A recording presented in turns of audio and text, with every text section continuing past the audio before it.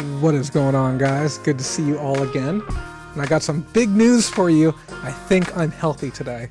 But before we get into the show today, before I even say hello to everyone, because I see y'all already piling on in here, I gotta fix a few things on my end really quick. But I'm gonna play a little bit of Minesweeper right now, just because it's something I want to do. So I'm gonna do that really quick. And those of you who've never played Minesweeper before, this is probably going to look a little ridiculous, but I play it every single day, at least one time a day. It takes about 6 or 7 minutes to play on an expert level, and it's a way for me to keep my mind sharp. And I just like puzzle games, and I like the challenge of it. So I've actually got I got it loaded into OBS, so that way you guys can see me actually play the darn game that is Minesweeper, which, like I said, it truly is one of my favorite games as of late. Let me get everything fitting nicely. Here, I'll make it a little bit smaller too. There we go. So if you've never played it before, basically you reveal tiles, and the numbers that are revealed refer to the amount of mines that are around that space. And yeah, you're basically not trying to click on any of the mines. Hold on, I'm having trouble seeing my comments. Give me 1 second, let me figure out what's going on real quick. I want to make sure that I'm able to see them during the show. I also have to make sure my mic's on, right? You guys can hear me? Are we hot? There we go, now my comments are working.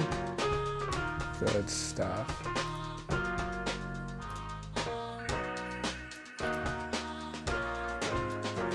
And I can promise you, I'm totally prepared for the show. We've done a lot of work to make sure everything gets ready. Okay, I got my comments going. Okay.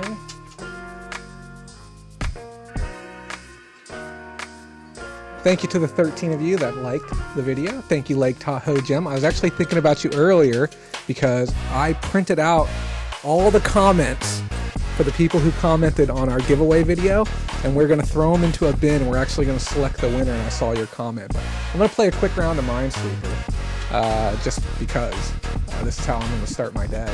I didn't get a chance to play earlier because I was at the swap meet. But yeah, feel free to explain to each other. I'll show you what happens when you set off a mine. You'll see like this little explosion, just like that. And we're trying to detect where all of these are in the puzzle using visual algebra to help us find them. So it's a fun game for me. Those of you who don't like math won't enjoy it. And you basically start with your corners where you have ones appearing, and you start sweeping for mines. And there's a lot of advanced strategy that goes into the game. And some boards just simply aren't going to be solvable, and there's nothing that you can do about that. But other times you can use logic-based reasoning, like, and I wish I could show you guys my mouse, but there's no way to get it on screen. Yeah, I can't get it on screen, but there's a little, down here at the bottom where you have the 3 and the 2 and the 2 flags next to each other. Because we know that one of these neighboring squares next to the 2 must be a mine to satisfy that 2, we can say that this one right here can't be a mine, and we're able to click it open. So little things like that, those little visual assistants will help you figure out some of the problems, but obviously not all of them. But this board's really, really bad, so I think I'm just going to take a couple of early guesses just to see if we can get ourselves a better start. And then, yeah, tonight's show is going to be a great one. I'm only going to play one round of this, and then we'll put it away. Let me turn on the heater, too. Man, it's getting hot in here. I hope everyone's having a great day, though, and I will totally read all of the comments. But if any of you who from the group chat know how hard I worked this week, you'll understand why I need to take a little decompress moment before we start the show. And the whole thing is timed. I'm also trying to beat one of my times as well. Anything under about 275 would be really good for me.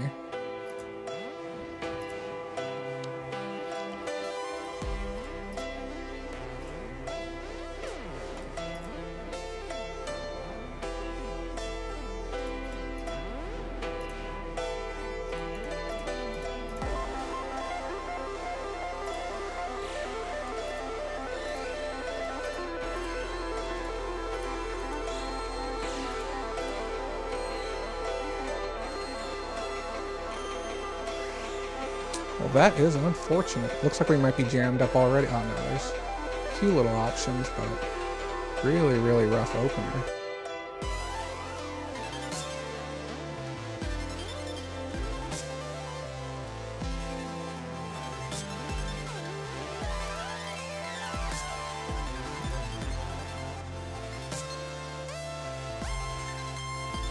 So I think this might be the only scenario here where this could be true. So I don't think you couldn't satisfy that. Well, let's just take a guess. Okay. I'm done with Minesweeper for the night. That was fun, wasn't it, guys? Okay, let's see what we got going on here. Let's take a look at the comments for today. Let's see what's going on with everyone. I got so much going on this week, guys. Let me turn off my little shade tool.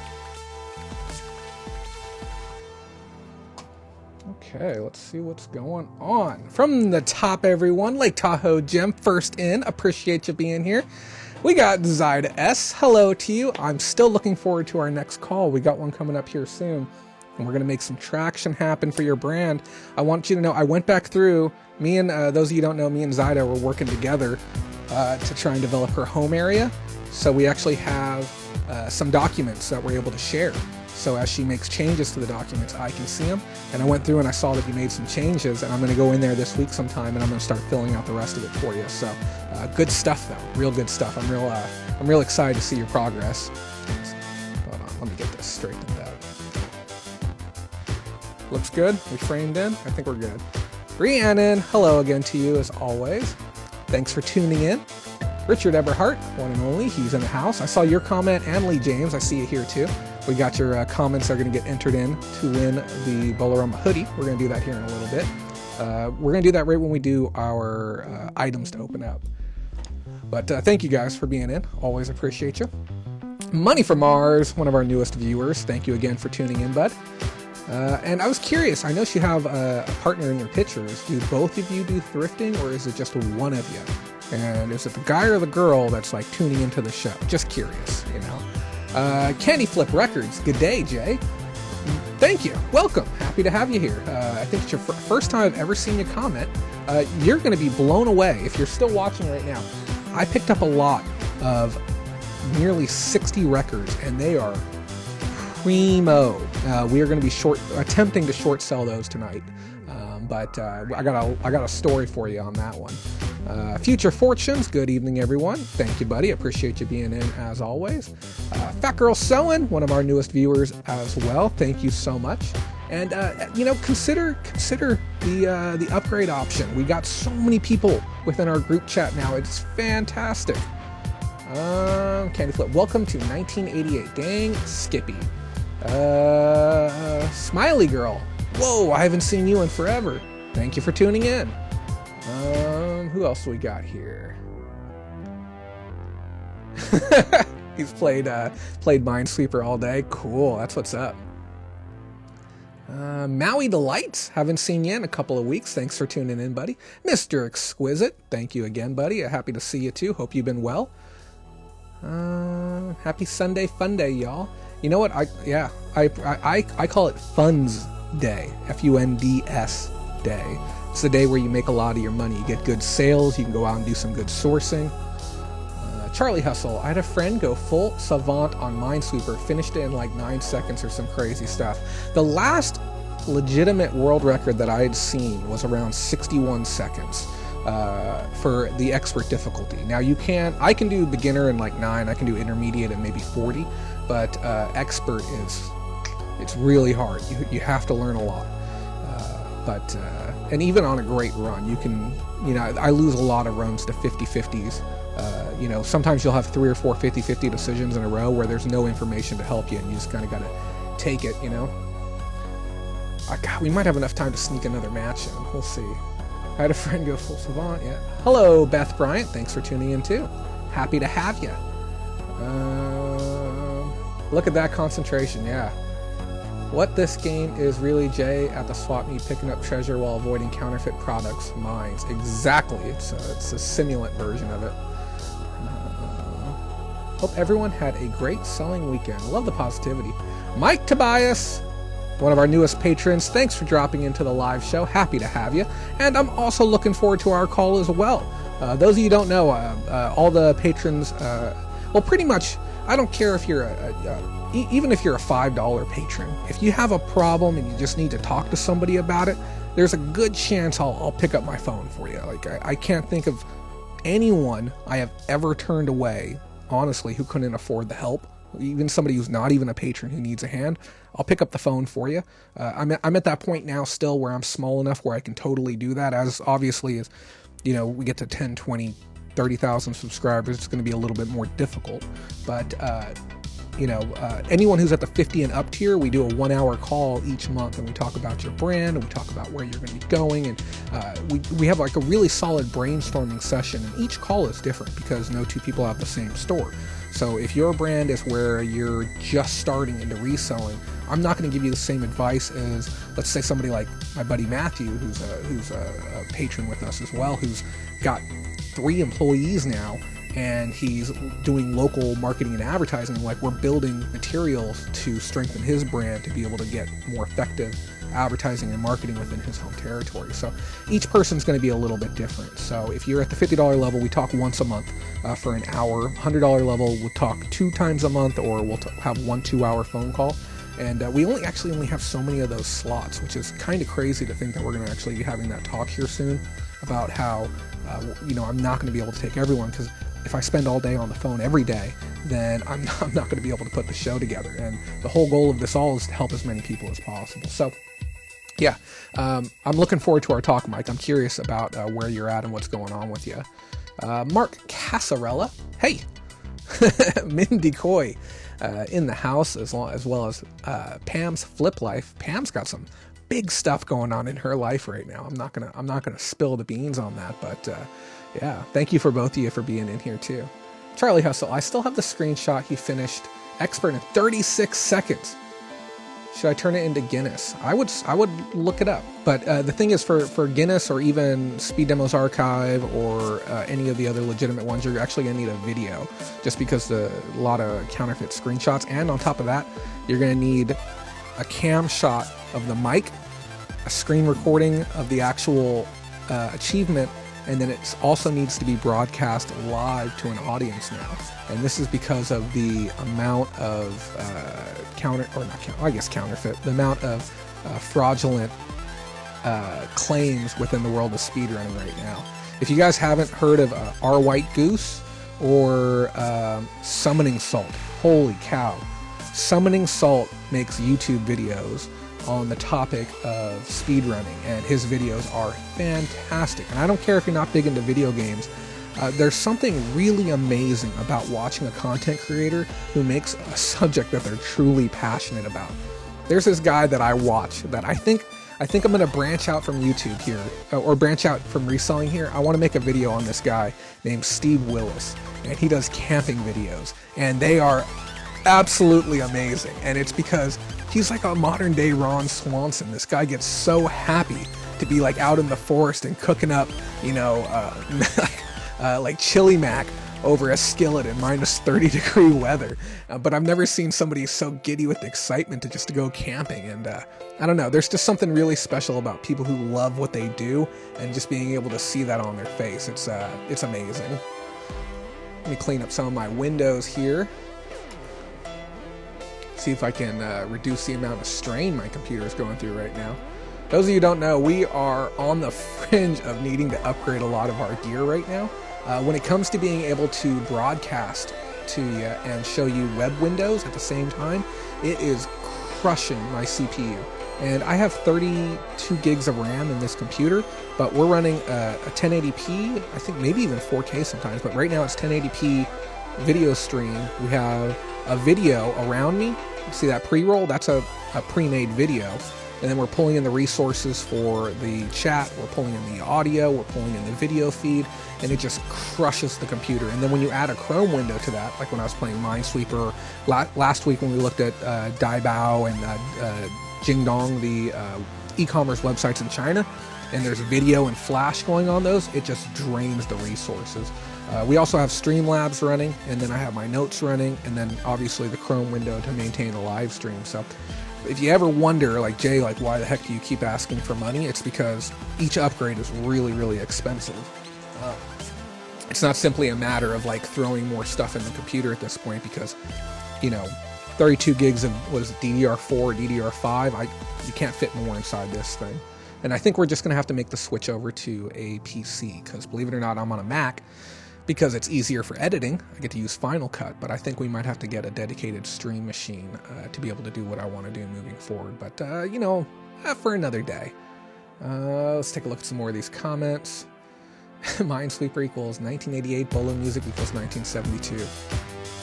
Yeah, we got some banging beats right now. But no, seriously, dude, we have a bin of records. Here, I'll just show you a couple right off the top.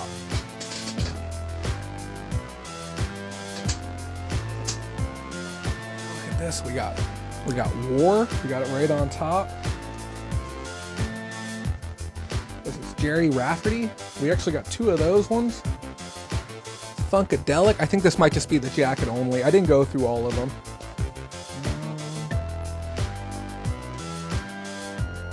I don't know. We got some really, really good stuff. Look at this one. Foreigner. Yeah, we got some cool records here. And I must have 50 or 60 of them. You want to see a few more? I'll show you guys a few more.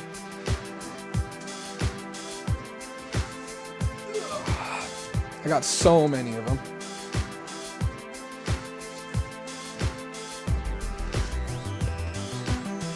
I haven't even looked through these myself. I did a bulk buy. Oh, Earth, Wind, and Fire. That's a nice one. What's this guy? I can't. Starts with an R. I can't remember. George Benson. Yeah, we got a bunch of different ones. A little bit of everything. And you know, the real kick to the junk is that there's somebody who showed up 10 minutes before me and picked out all the Beatles, and picked out some Eric Clapton and some other stuff. Yeah. Thank you for the compliment. I appreciate that, Lake Tahoe. Man, I'm looking forward to today's show. We're going to have a real, real good time.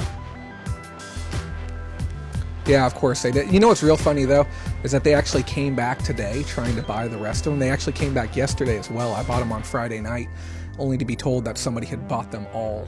But I saw the vendor again today, and he told me about that. I thought it was kind of funny.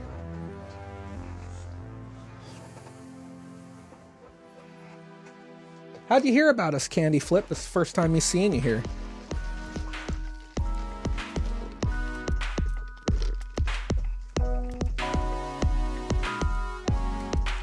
But yeah, I hope everyone had a great week. We're going to have a fun show today. If you haven't told a friend or family member to come on down and check it out, we'd love it if you did.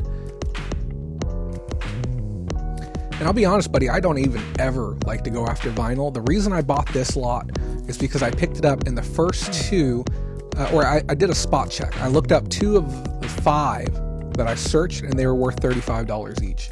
And I said, you know what? Okay, cool. Let's go and try and make a bulk deal with what we have here.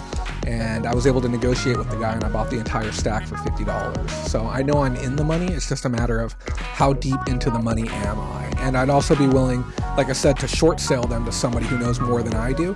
Because I noticed one of the ones I looked up, there was multiple available for 12, but one of them had an auction going for 35 at the time. And mine looked better than the one going for an auction, but it also included a serial number. Mine has the internal sleeve where the other one didn't. So if somebody wants to make a stab at it, I'd be happy to sell it to you. You know, even with the intent that you're going to go and resell them. I just don't want to put the work into them right now. I've got way too many other moving parts going on. And happy to see that you came over from that interview. You know, it'd be great if I was able to work with the guy again. But yeah, it was maybe like 2 weeks after that. Never responded to another message again. It was really, really disappointing. Like, we didn't even go and do the Prairie Grit thing that we had talked about doing as well. So real disappointing. People actually watch him. Yeah, that's yeah, he's got quite a big following. And you know, it's just different strokes for different folks. Some people watch resellers purely for entertainment. Some people watch certain ones purely for education. I'm trying to split that difference. I try and make really, really bad jokes here and there, and sometimes they land and sometimes they don't. but I mainly focus in on the education. Okay, guys, are we ready to rock and roll? Are we ready to do this thing? I think we have everyone in the house for a nice little party. I'm going to turn the music up on my end. I know you guys don't like the music, but music really gets me in the mood to have a heck of a show. So, you guys ready? Okay, Mindy, let's do it.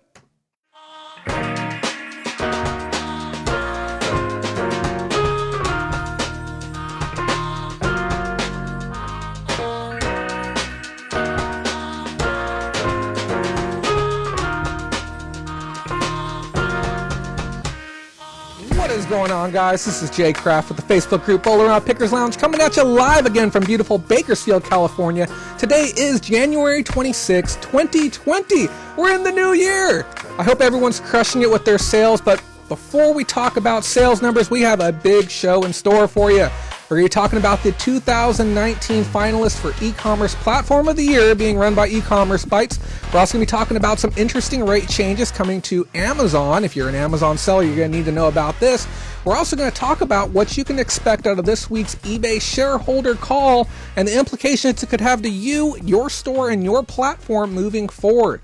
On top of that, I'm very, very, very pleased to announce the launch of our new website, which is going to be the hub for any resource that any reseller will ever need in time. We have a little bit more work to do with it, but tonight we're going to be revealing it for the first time ever, and you're going to see the 20 plus hours that I personally put into building it myself. That's right. I tried to find a web designer and I couldn't, so I went ahead and did it myself. But I'm going to be honest with you guys.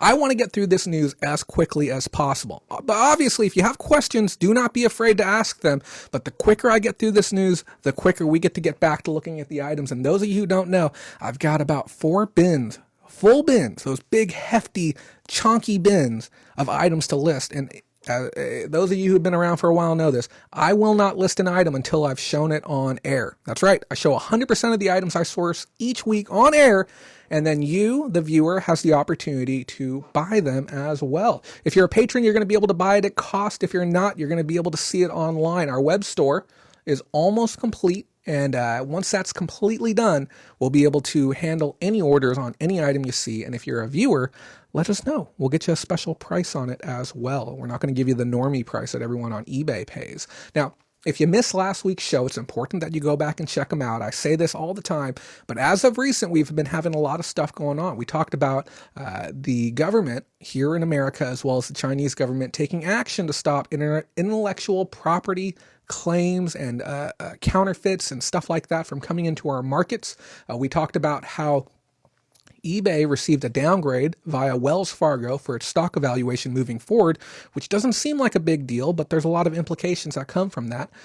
We also took a tour of Daibao as well as Jingdong, the e-commerce platforms in China, and I gave you a little bit of compare and contrast, a little bit of food for thought as to why some of these other players in the international market have a lot of potential to come through and do a sweep.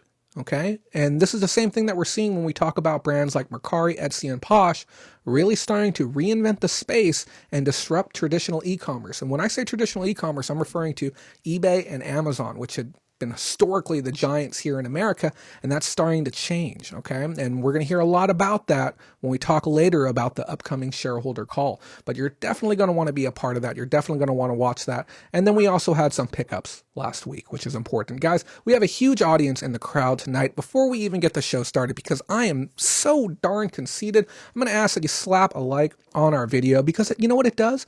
It actually helps more people learn about who we are, and it gets the content served up. And for some reason, 35% of you still have not subscribed to my channel. Those of you who don't know, it's completely free.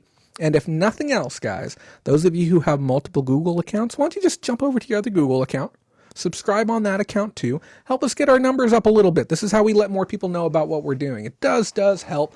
Or even share this video someplace with somebody. Especially those of you who have been watching for free for years, Do me a solid. Throw me some love. Tonight, guys, we're going to try and aim for 100 likes on this video. I want to give a big thank you to all of our admins that we have in the house tonight. Looks like we have everyone but Brandy in the house. We got Pam with Pam's Flip Life. We got Mindy Coy. We have Richard Eberhardt, and soon to be coming to a moderation station near you, Lee James is out in the audience as well. So thank you to all of you for being out there. And before we even get straight into the big stuff on the week, we're going to go ahead and stop and thank all of our patrons who help make this show possible, with an extra special thank you to Michelle, Zaida, Pam, Matthew, Ashley, Anna and Joe, Lee James, Brandy, Rob, John, and Tina. We got a couple of new faces in there, guys. So those of you who don't know, this top section up there is for those of you who are signed up for monthly support with me. We get on the phone every month and we talk about how your business and brand is doing. But we want to give a thank you to all of the people who help make this possible. This show is 100% Patreon funded. We'll talk a little bit about Patreon in a bit, but we want to welcome our newest patrons, Benjamin, Michael, thank you both of you for signing up. Scott Thompson, thank you for signing up as well. And Tina, thank you for upgrading your patronage.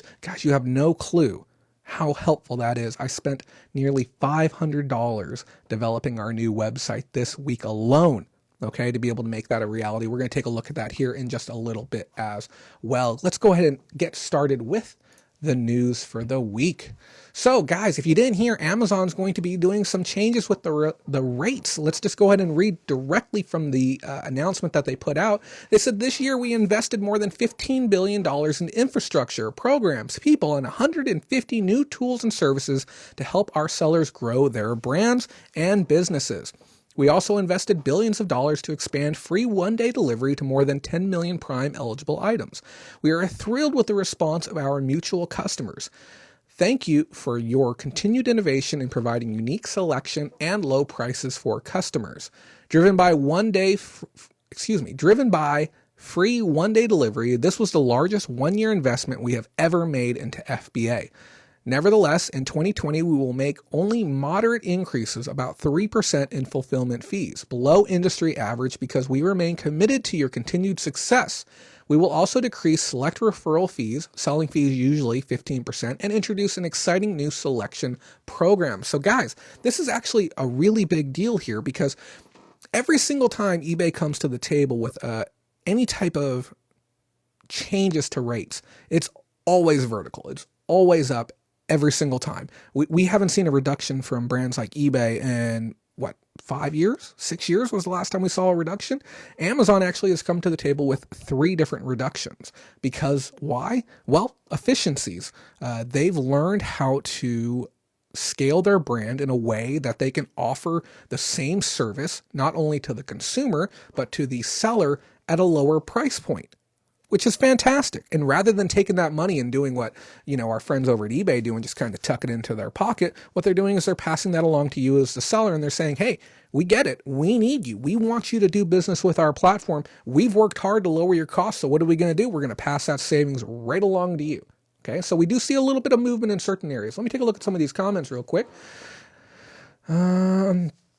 Jay is right. The contract afterwards is not great. And I think he has just too much going on. It's a shame. His whole customers, viewers are more important. Yeah. Okay. Yeah. Candy Flips is referring to Reich and Profits right there. And yeah, we'll definitely, we'll chat about him here in a little bit as well. Maybe towards the very end of the show, if anyone has any questions. Don't forget, guys, live Q&A. Don't be afraid to ask any questions there in the comments, and we'll do our best to get to them. So starting in February 18th, 2020 this year, we're going to see a reduction on the fees for shoes, handbags, and sunglasses. It's going to be going from 18% down to 15%, but it's only on orders that are going to be over $75. So if you've had high-end items that you had considered sending into Amazon, brand new items within those categories, and maybe 18% was just too much to pay for you, 15% is where it's going to be moving forward. On top of that, February 18th, 2020, they're going to be consolidating the furniture categories. So what happened before is we had indoor furniture and outdoor furniture, and now it's just going to be furniture. And because of this, all furniture currently is working at a 10% price point, which, let's be honest, that's not bad, especially given that it's running through Amazon. But previously, outdoor furniture had been at 15%. So all of outdoor furniture is now 10%. So this is going to include things like outdoor throw pillows as well, outdoor umbrellas, garden hose holders. I mean, there's all kinds of things that you can denote as being outdoor furniture. So if you're working in those, you're going to see a reduction. And this is on any portion of the total sale price above $200. So if somebody's buying, I don't know, one cushion and it's a $70 cushion opposed to buying, 4 cushions and it comes out to $280, then you're going to see the reduction in the price because it's part of the total shebang. Guys, we got somebody who's looking to increase their sales this week. I don't know if you saw the little thing up there in the corner. Donations are proven to increase your online sales each week. This is coming from Jay the trainer. Okay, I'm telling you, that's how it works. No, I'm kidding. Please don't do it for that reason. But thank you to Tammy White for the $10 super chat. That's really sweet of you. I kind of hope you win the contest tonight. I'm not going to lie. But yeah, every dollar really, really goes a long way. And I really do hope that you get a couple of sales tonight. Let us know at the end of the show too. If you get a little bit of volume, that'd be fantastic to see that there's some actual magic happening.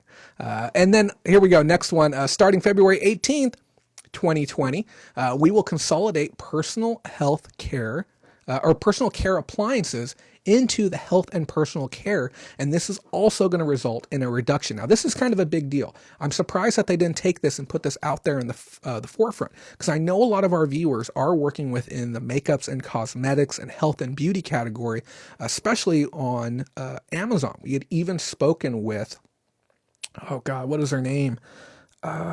Jeannie?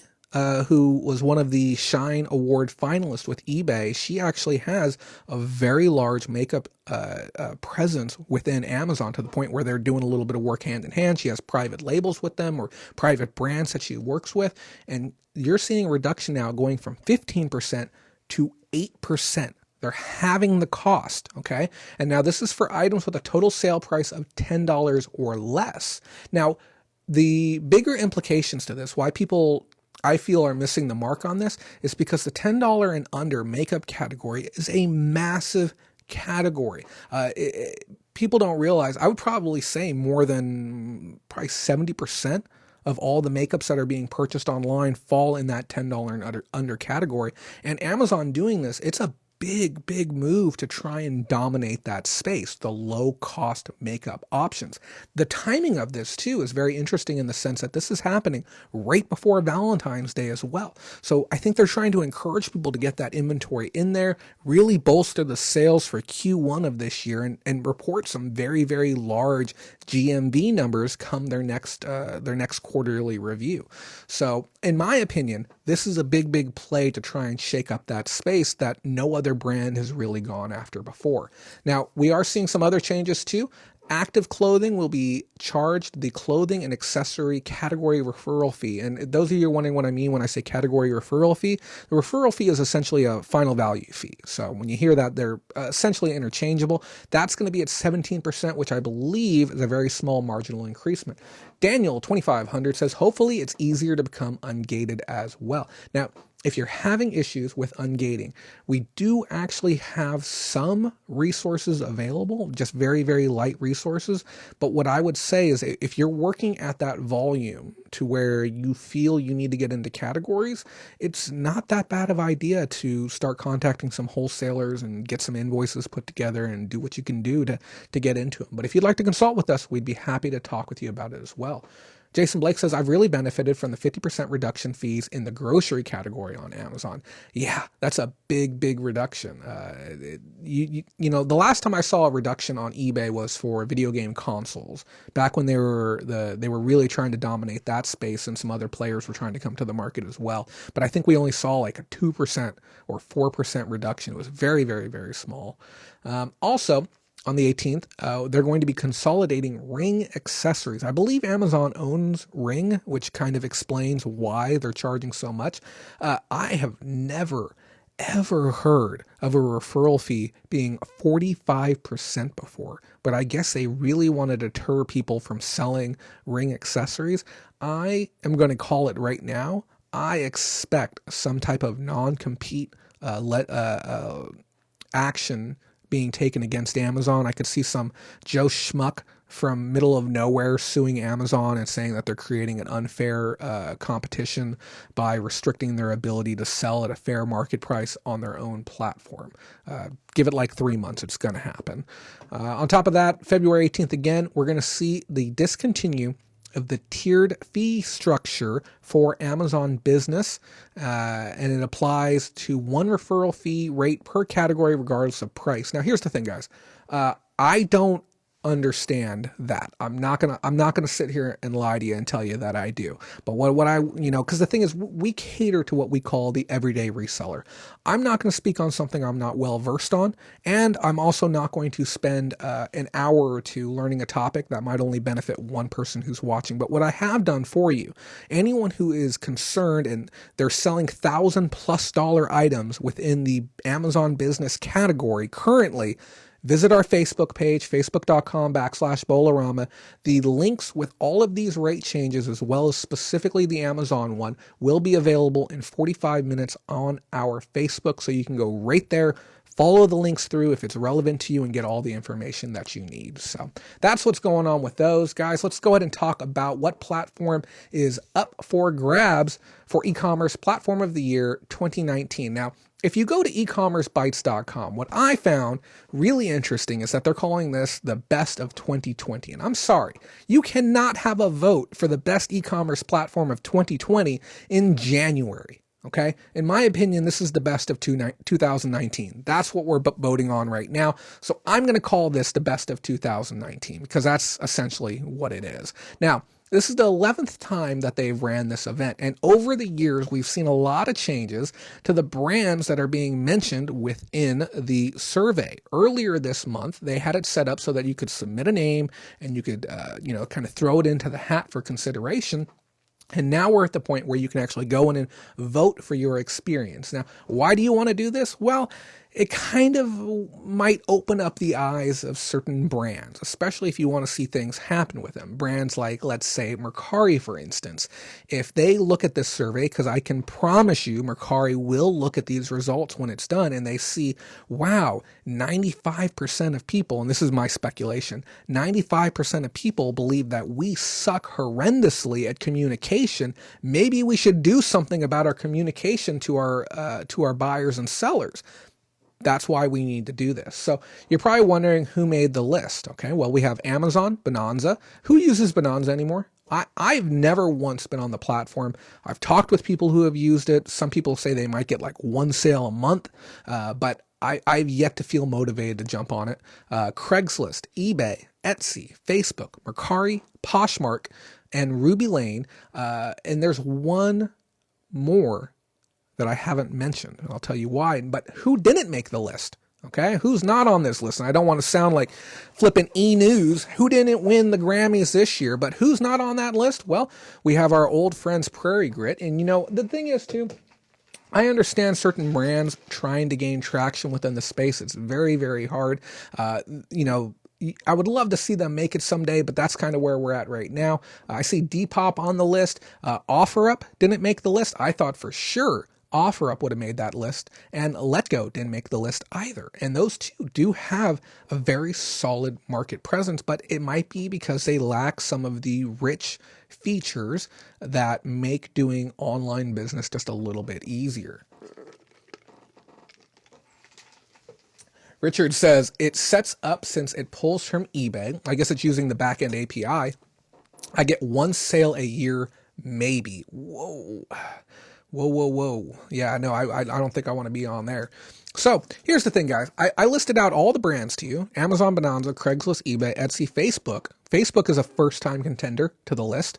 Mercari, Poshmark, and Ruby Lane. Now, Facebook has been great for me. I've done some great local volume, but I refuse to pack up and ship something out on Facebook. I'm just not going to do it. For me, I don't believe there's enough safeguards in place. Even with the PayPal transaction, I worry about disputes. I'm not prepared and comfortable using Facebook in that capacity. But for local sales, man, it was great. You guys know I had all those pops. We did that pop bulk buying video Okay. And I did thousands of dollars of local volume wholly in part to Facebook. And we've talked about Facebook marketing, Craigslist marketing, OfferUp marketing, stuff like that. We actually have a class that we're going to be announcing here probably by the end of February. We're going to be doing a very, very special clinic on how to effectively market, brand, and advertise your reselling services within your home area. It's going to be a paid class, free to patrons, but those who are not a patron, it's probably going to be $50. And it's going to be a 3 to 4 hour class. It's going to cover everything that you need to know. And it's just going to be a little one-off thing. Guys, I want to buy a new damn car. I almost destroyed my car door is almost destroyed right now, and I'd like to get a new darn car. So that's what I'm going to be raising money for. But I also want to teach everyone out there how to go and make thousands of dollars. So now here's the thing, guys. What e-commerce site did I leave off the list? Okay, I'm going to give you some hints here. Okay, this site has 1.5 million items for sale. Okay, this site has 100,000 active stores. This site offers you the ability to make a free store with unlimited listings, okay? And this site only charges you 2.9% on your sales. What site am I leaving off the list? You're going to be just as shocked as I am, because when I went through and looked at that list, I'm like, what is this company and why have I never heard of them before? Guys, we are talking about eCrater. eCrater. I know. I saw it on the list. I'm like, who the heck is eCrater? And why am I just learning about them today? Lake Tahoe Jim coming in hot with that $1.99 super chat. I like the chair on set. Yes, we are. Thank you so much for that. I do appreciate that. I hope you win the hoodie too. We're going to be doing our little giveaway here in just a minute. Charlie Hustle says, eCrater survived? Question mark? Yeah, no, I've never even heard of them. Yeah, but I mean, 1.5 million items for sale, 100,000 active stores, a free store with unlimited listings. Okay. And they only take 2.9% of your sales. I haven't seen eCrater since like 2009. Yeah. So they made the list. This was before I was big into e-commerce news. I was just doing eBay. I was just a part-time seller. I've been doing this show now. Those of you who don't know, this is my 3rd or 4th year. Holy moly. $50 super chat from John Gabriel. Jay and the crew are awesome, and Patreon is well worth the journey. Trust me, they are helping me get my business off the ground and rocking and rolling. John Gabriel, thank you so much for that. Those of you who didn't know, John Gabriel is one of our higher tier patrons. He's filling in a little gap right there. I appreciate that so much, brother. We had a talk earlier today, and I am also really excited for where you're going with your brand right now. We talked about some investments that he's making in his company that's going to pay dividends long term. Guys, at the end of every show, we have a discussion about something that's important to me, some type of life lesson or adage or just something I want to share with everyone out there.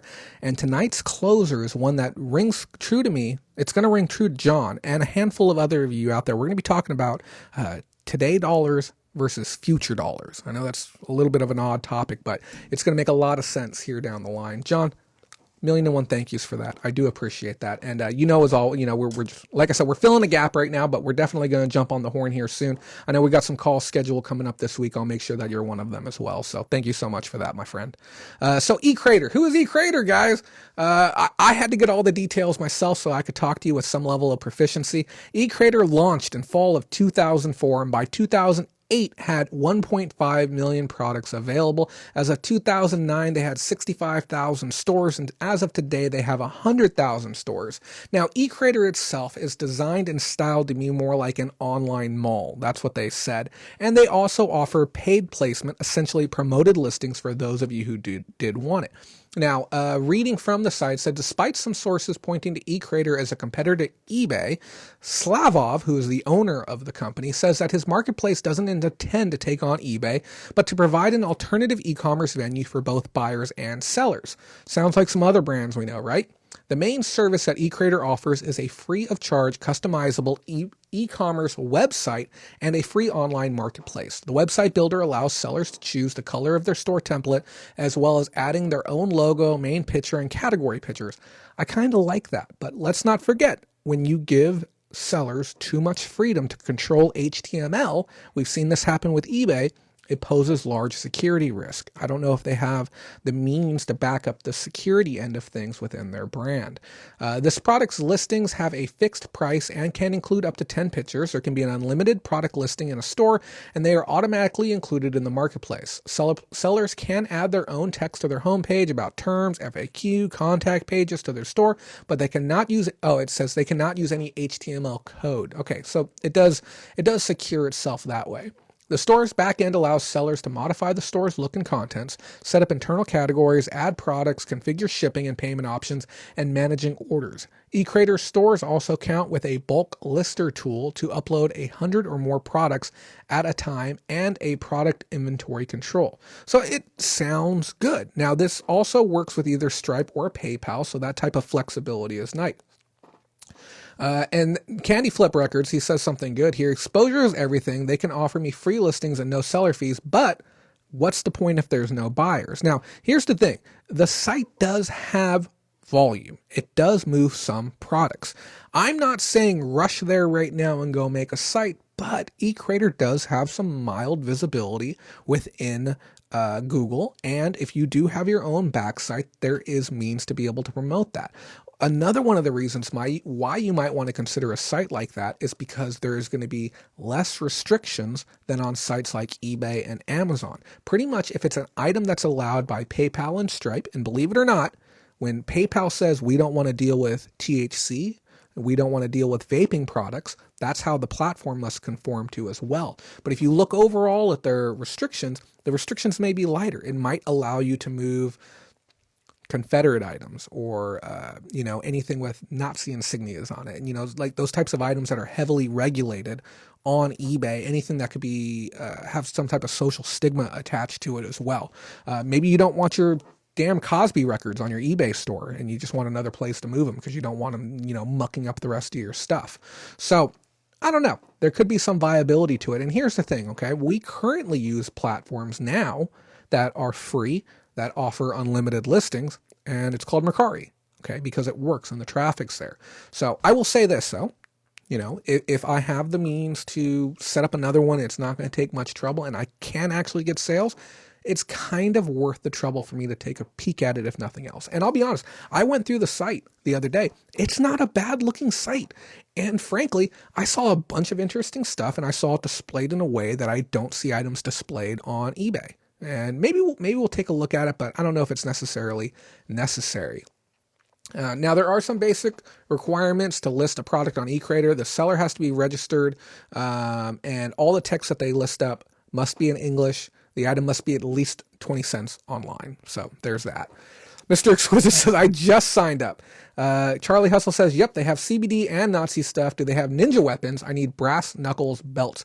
I am looking for some really nice nunchucks. So if you wouldn't mind checking nunchucks, katanas, sais, accessory belts, throwing stars, a little bit of everything. I'm not saying that anyone should start worrying about the coronavirus, but there's no harm in getting your ninja stars ordered. And if you have them already, just start sharpening them up because, any moment things could just kind of hit the fan. Now, here's the thing. When I was reading around, because it's my job not only to understand more about the platform and share that information with you, but I also want to understand the perception of the consumers. And I saw a comment, a review that really kind of encapsulated, I guess, what people should know when doing business online. So I'm just going to read this a little bit for you verbatim. And apologies if you find some of the language, if you just leave if you don't like it. It says, yes, is infested with Chinese masked sellers using American sounding names. Don't forget I'm Chinese, I'm allowed to say that. And other scammers just like Amazon or eBay are too. But if you are smart, you can get lots of great deals. Now, that's the other thing to remember. You may not want to visit eCreator as a seller, but as a buyer, if you go there and you're tapping into an untapped market. We've talked about this on Mercari. We said that the early days of Mercari were no different than the early days of eBay. It was a little bit like the Wild West. Now, if you have somebody let's just look at a scenario where a person got banned on both eBay and Amazon, and maybe they donked off their Mercari account, and eCrater is literally the only place they can go to. They might have to compete against eCrater Marketplace, which means you might see some cheap items. You might see certain brands attempting to circumvent fees, taxes, tariffs, etc., moving products on there. But continuing on, it says, my own rules are, and this is another independent buyer. I have no affiliation with them. He said, my own rules are never buy from anyone with less than 1 year on the platform and at least 30 awesome or positive ratings. Never buy from anyone that uses a stock photo, meaning they don't bother to take a few pictures, but just copy them from Google search for images. Never buy from anyone selling items over $50 and that won't deal, meaning message you, you're able to ask them questions and get responses. So far, I've scored great items, and eCrater has always responded to my messages and even closed some unscrupulous sellers. You must report them and help keep the site clean. Also, never pay when they ask if you can do PayPal, phone, cash, or any other way eCrater's pay services are not covered. So this was a very interesting thing to understand for a few reasons. I talk about this all the time, and I say, don't use stock photos. And some people will come to me and say, no, stock photos are just easier for me. Stock photos are just how I want to do it. And I say, don't use them. Okay, because the perception of the consumer, especially when you're selling used goods.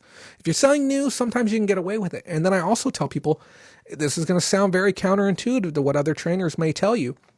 Don't white out your backgrounds. I know some people use software and they want to remove their backgrounds because they want this ultra clean, ultra pure image on their listing. And I say, if it looks too over-engineered, it loses that human appeal to it. I want people to see the texture and the fabric that I'm using in the background. I don't want them seeing shadows, but I want them to realize I'm just another guy selling items to you. I'm just another person. I'm not some big brand.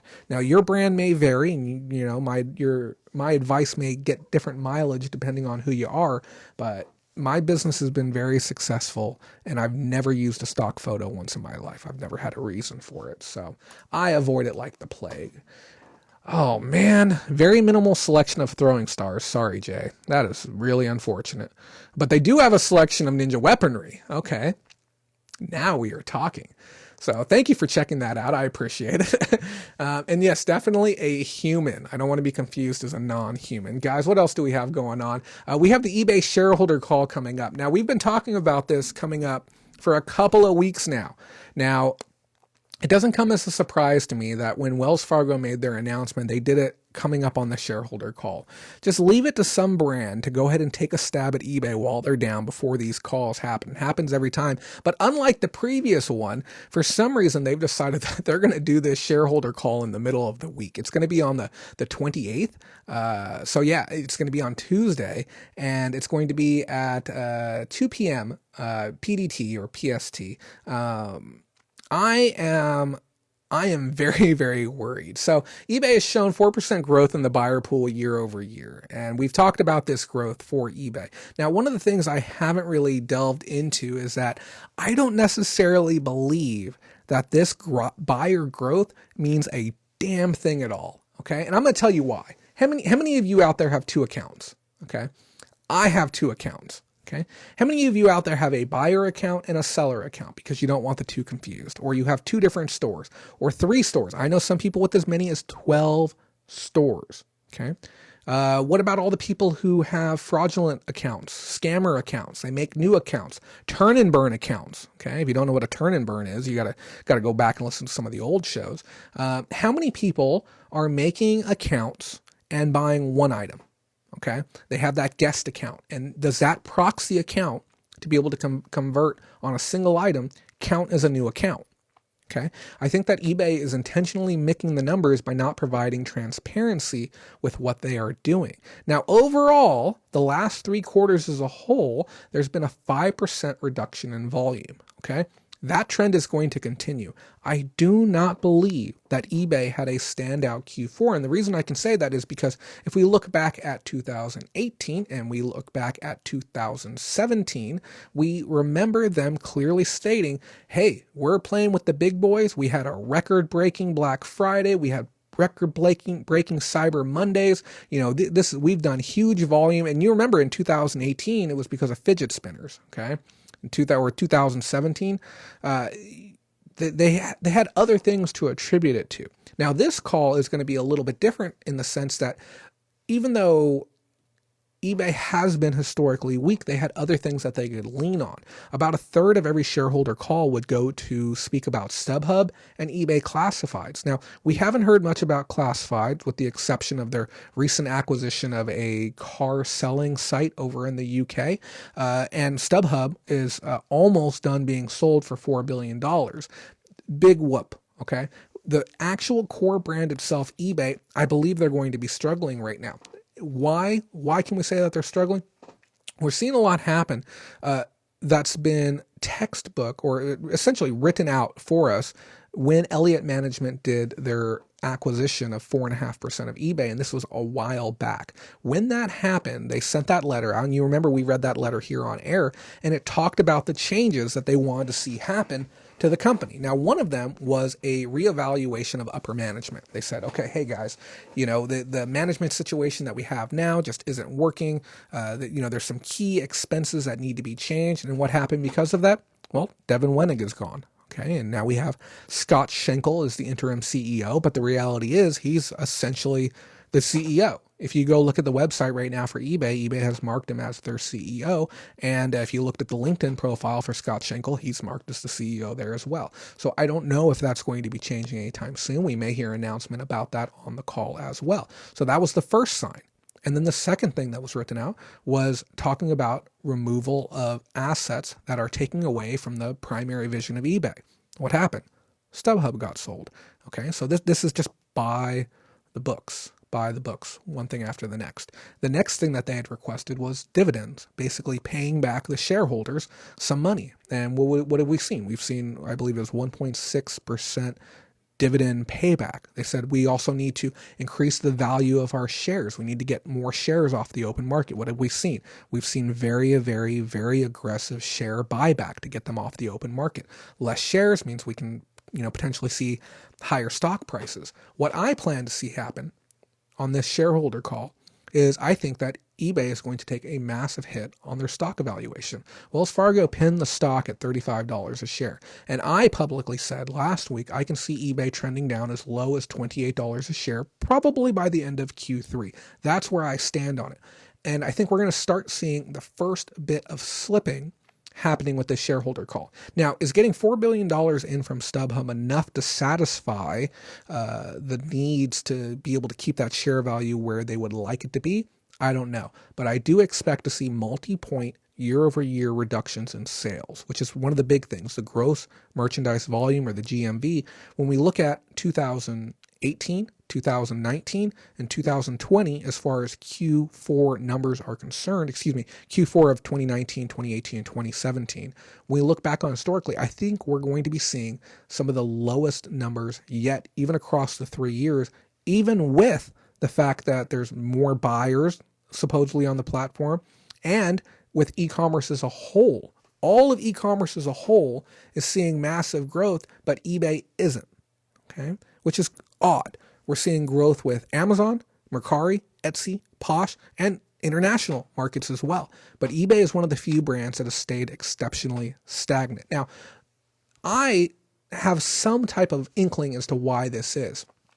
Motley Fool put out an article, and if those of you don't know, Motley Fool is an investing brand, and they have like paid stock picks, but they actually put out some really compelling and interesting articles. And if you're one of the people like me who wants to stay in the know on this type of information, I'd recommend checking out their site. Verbatim here, Phil conducted a survey that showed just 20% of the correspondents believe that eBay generates more revenue from new products than used ones, even though new merchandise now accounts for 80% of the sales on the platform. 80% of eBay sales are brand new items, yet consumers believe that most of the items available for sale on eBay are used. It's fair to say that eBay is misunderstood by consumers, but now with the time to focus on its namesake verb, one can argue that it's also misunderstood and underestimated by Wall Street. It's been a tough year for eBay as it tries to turn around its marketplace business. The year-over-year growth is gross merchandise volume, GMV, which included the total value of all closed transactions in the marketplace, decreased by 2% in the third quarter. And we reported on this. This is while global e-commerce market increased by about 20% over the last year, according to estimates from eMarketer. So the market as a whole is going up 20%, but eBay has gone down 2%. Now, why is this important for you to know? Okay, we talked about this last week. Where you choose to invest your time, money, and resources now will change the amount of revenue you're going to be making later. I don't want to put all my eggs in the eBay basket right now if I think that the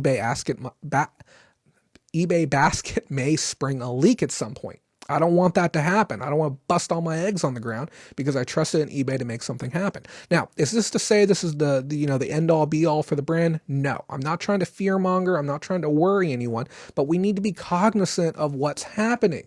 Okay. What's going to end up happening? And this is a real shame. There's going to be a lot of resellers out there who just simply aren't in the know. Okay, there's 52 of you here right now, and by the end of the week, 500 of you are going to hear what I have to say on this.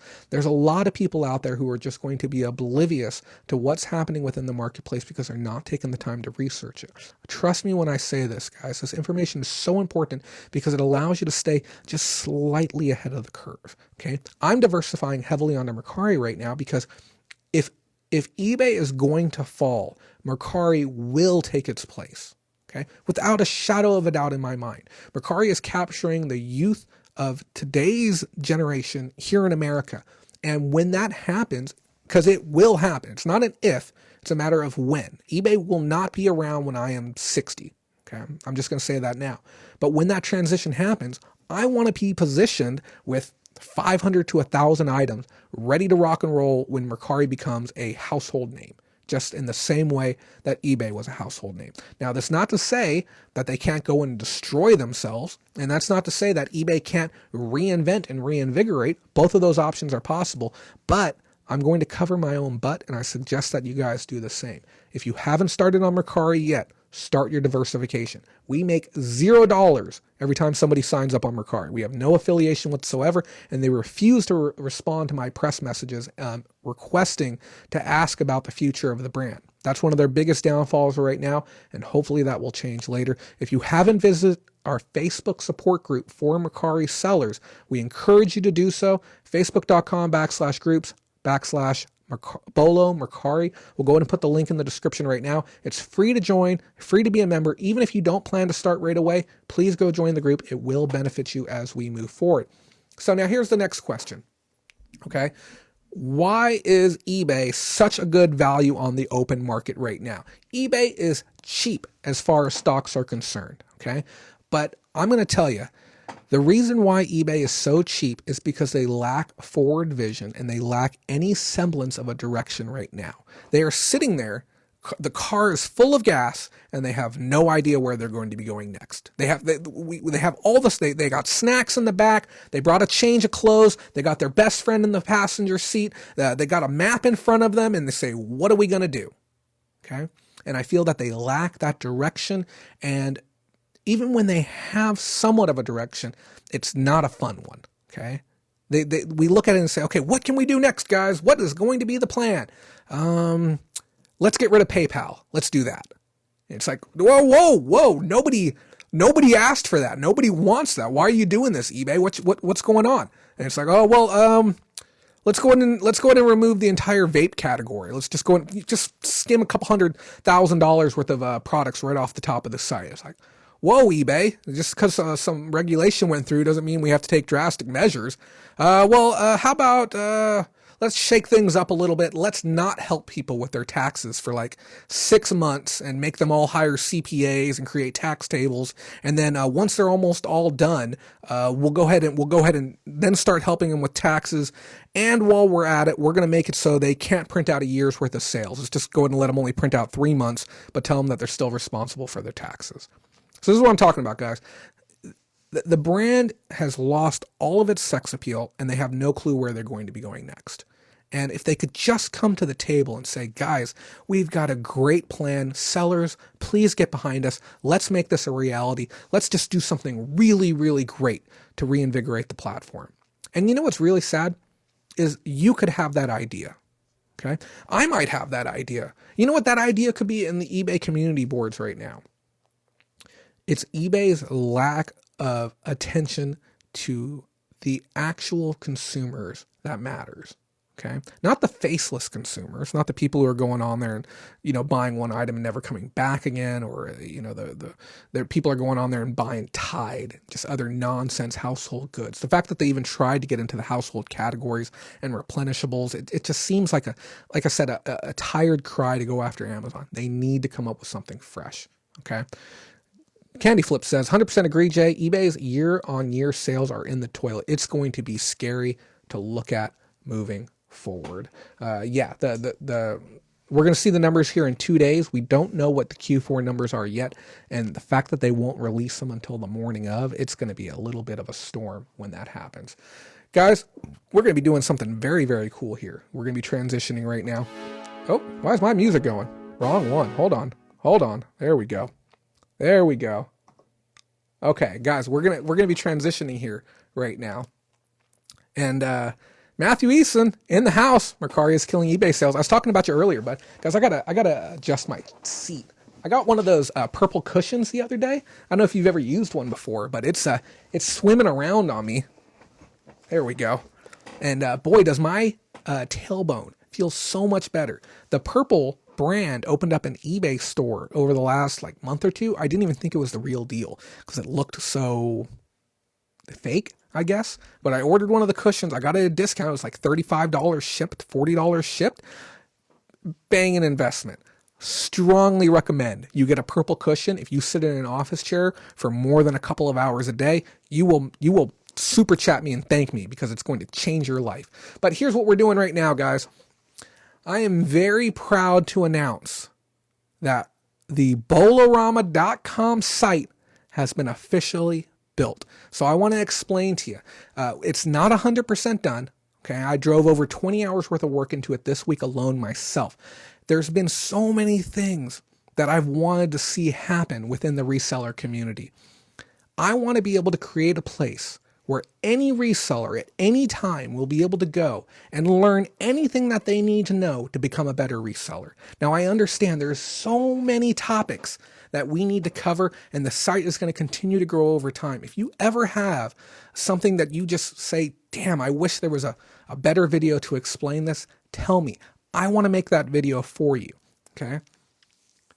I want to be able to create a site with so much free stuff, okay? And I really mean this. We're going to be having printable guides, printable seller aids, charts and things to assist you with listing clothing, free training videos, free resources.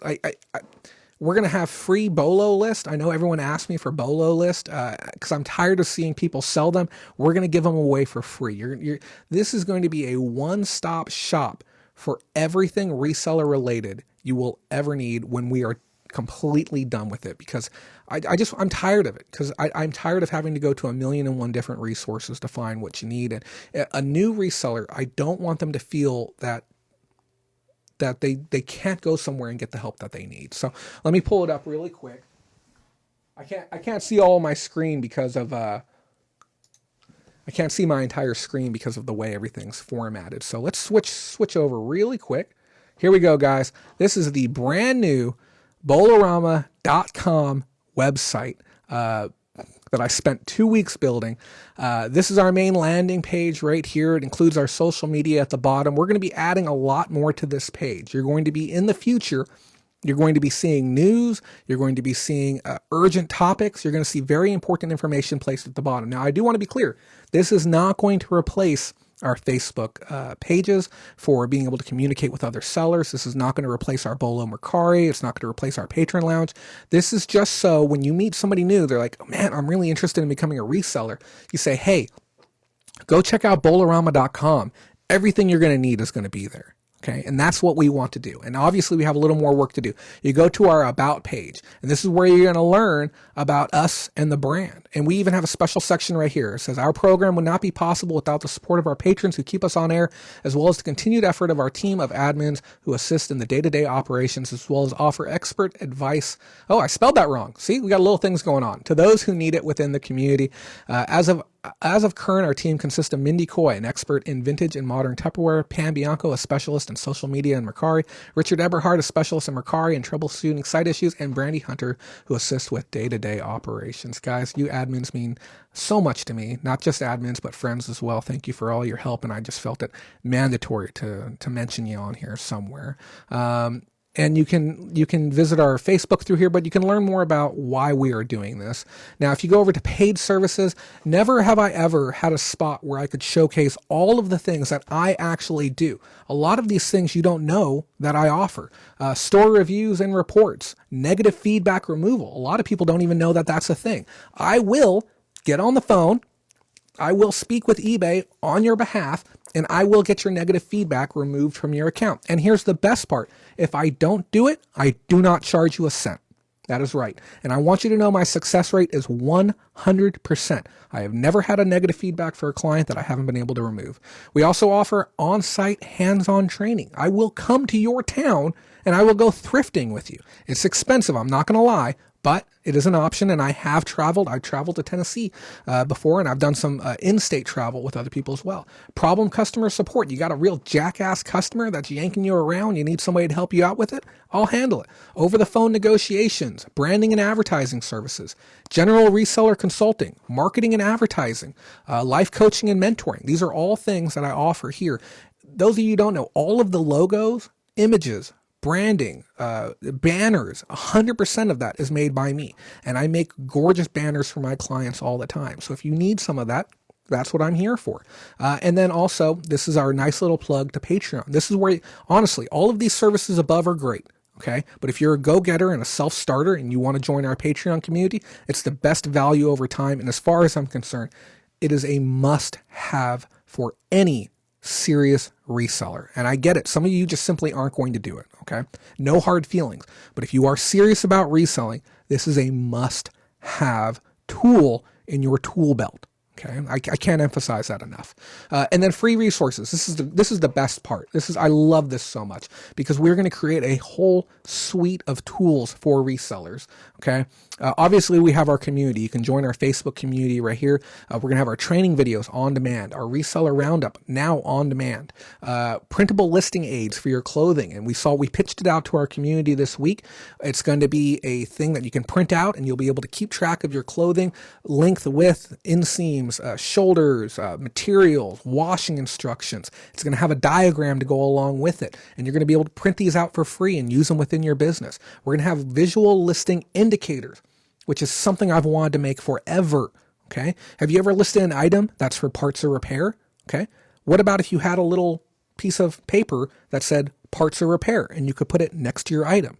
What about if you have damage on your item and you have a little arrow that says noted in description, and you can lay that arrow down on top of your item and point to where the damage or defect is when you take your picture. Okay. We're going to have these visual listing indicators to help stop fraudulent claims on your account, because you're going to be able to say, look, I've clearly indicated the damage. I've clearly indicated the condition of the item with these listing aids. Okay. Or you can put stuff like, stand not included. We're going to have a whole page and we're going to ask for your help. We're coming to you, the community, so we can make this available, and we're going to make it for free, because we want those resources to be there for you. We're also working on a stain chart right now. We're working on adhesive removal charts right now. And these are all things that you're going to be able to print out and have with you when you sell. I want to make your job easier by giving you these free resources. And it's a way to say thank you as well.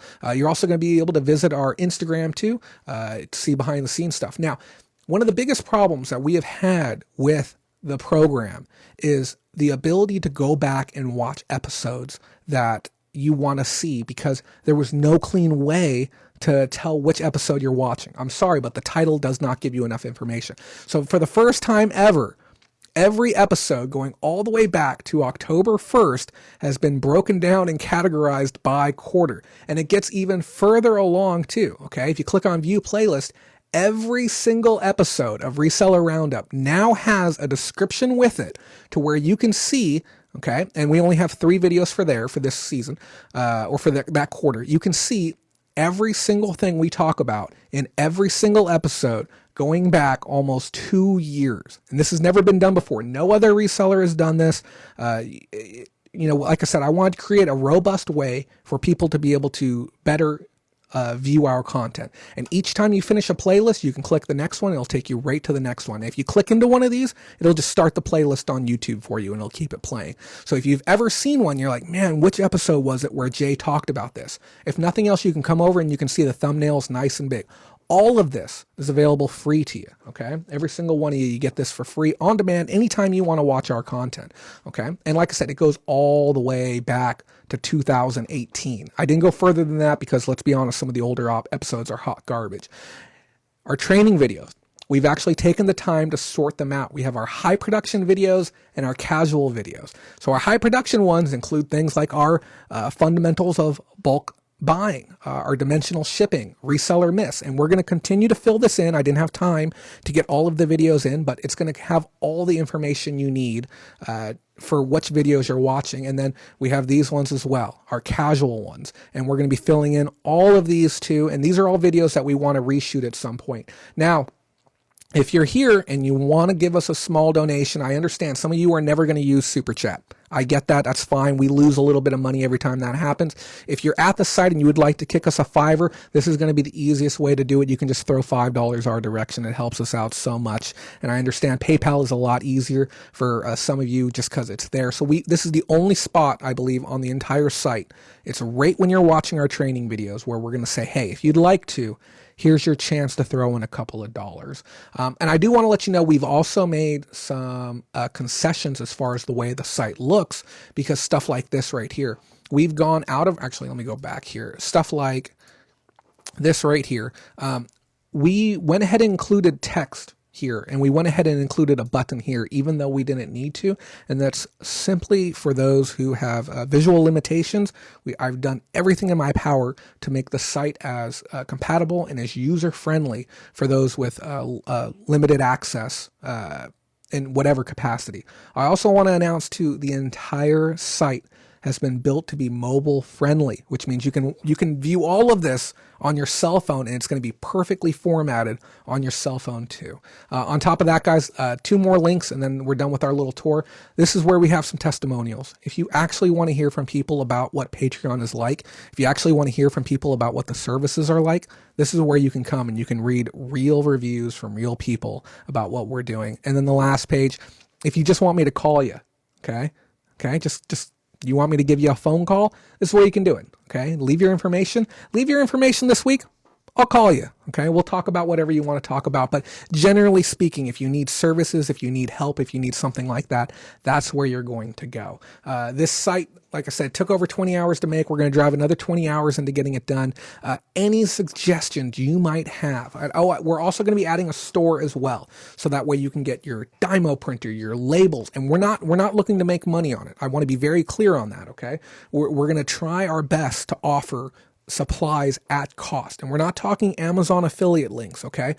I will contact Dymo. I will say, what is the cheapest price you can ship a Dymo printer out for if I could just pair you with a person who wants to buy it? You guys saw last week, we were selling Dymo printers for $40, okay? So we're going to do our best to get the cheapest prices on resources and tools and supplies that you guys need. Okay, I don't want to profit on selling you equipment. There's no reason for it. I don't need to profit on selling you labels. I don't need to profit on selling you tape. I'm only here to sell myself, okay? So I'm going to sell you everything at cost, and, I'd love it if you guys reached out if you want to do some consulting. I'd love it if you support us on Patreon. This cost $500 to do, and I could not have done it without everyone's help, okay? So we're paid for 2 years for $500 plus 20 hours, essentially $2,000 of my life to be able to build this for everyone. So please check it out sometime this week. Share it with your friends. Bolorama.com. It is real. It works. And we're going to continue updating it. If you have any suggestions, let me know. Let me know. It'd be truly appreciated if you did. Oh, did I actually make a? I think I actually made a slideshow for it. Hold on, let me see. Do we have? Can't let that go to waste. Yeah, there we go. But yeah, please let your friends know. Let everyone know that the site is live. We're active. We're really doing it, and I'm hyped about it. Mr. Exquisite says it is mobile friendly. I checked it on mobile. Yeah, go on your cell phone right now, bolorama.com. Look it up, and you will be blown away. It formats beautifully on mobile. And again, if you have any suggestions, let us know. And if you don't mind, guys, if you like that, okay, 60 of you watching now. Okay, a couple of you slap that like button. It helps us out so much. We're going to go on to our next little bit of news, though. I hope you enjoyed that. I hope that was exciting for you, because it's exciting for me. We have just a little bit of news left, and then, like I said, I want to power through the news so we can look at some cool items, guys. I got some of the coolest stuff today. I took every fiber of my being to not take a picture of the items that I got today and post them online. I told myself, I'm like, I have to wait until we shoot. And these items are so cool. I'm bumping them ahead of other items that I've had. Okay. But let's take a look at our Tiny Bits news really quick. I want to give a shout out to Mr. Crazy Scott. We said hello to you at top of the hour. Thank you for being one of our newest viewer patrons and for being one of my best friends. I appreciate you, brother. And I hope we can find some time here soon to actually get together and hang out, because it's been a very, very busy season, and we should go, you know what we should do? We should go on a cruise. We should just really kick back and just really chill out for a while. So those of you who know me well know I have worked far too hard over the last month. But let's take a look at some tiny bits, small stories, small news, and things that other YouTubers will be talking about next month. What do we have going on with that? Oh, let me move my mouse over really quick. Tiny bits. Vintage Corningware is not worth thousands of dollars. I don't understand why I have to talk about this, but there's news articles that are saying your vintage Corningware may be worth up to $6,000. And I can promise you it's not. It's VHS, Disney, Black Diamond, Black Label all over again.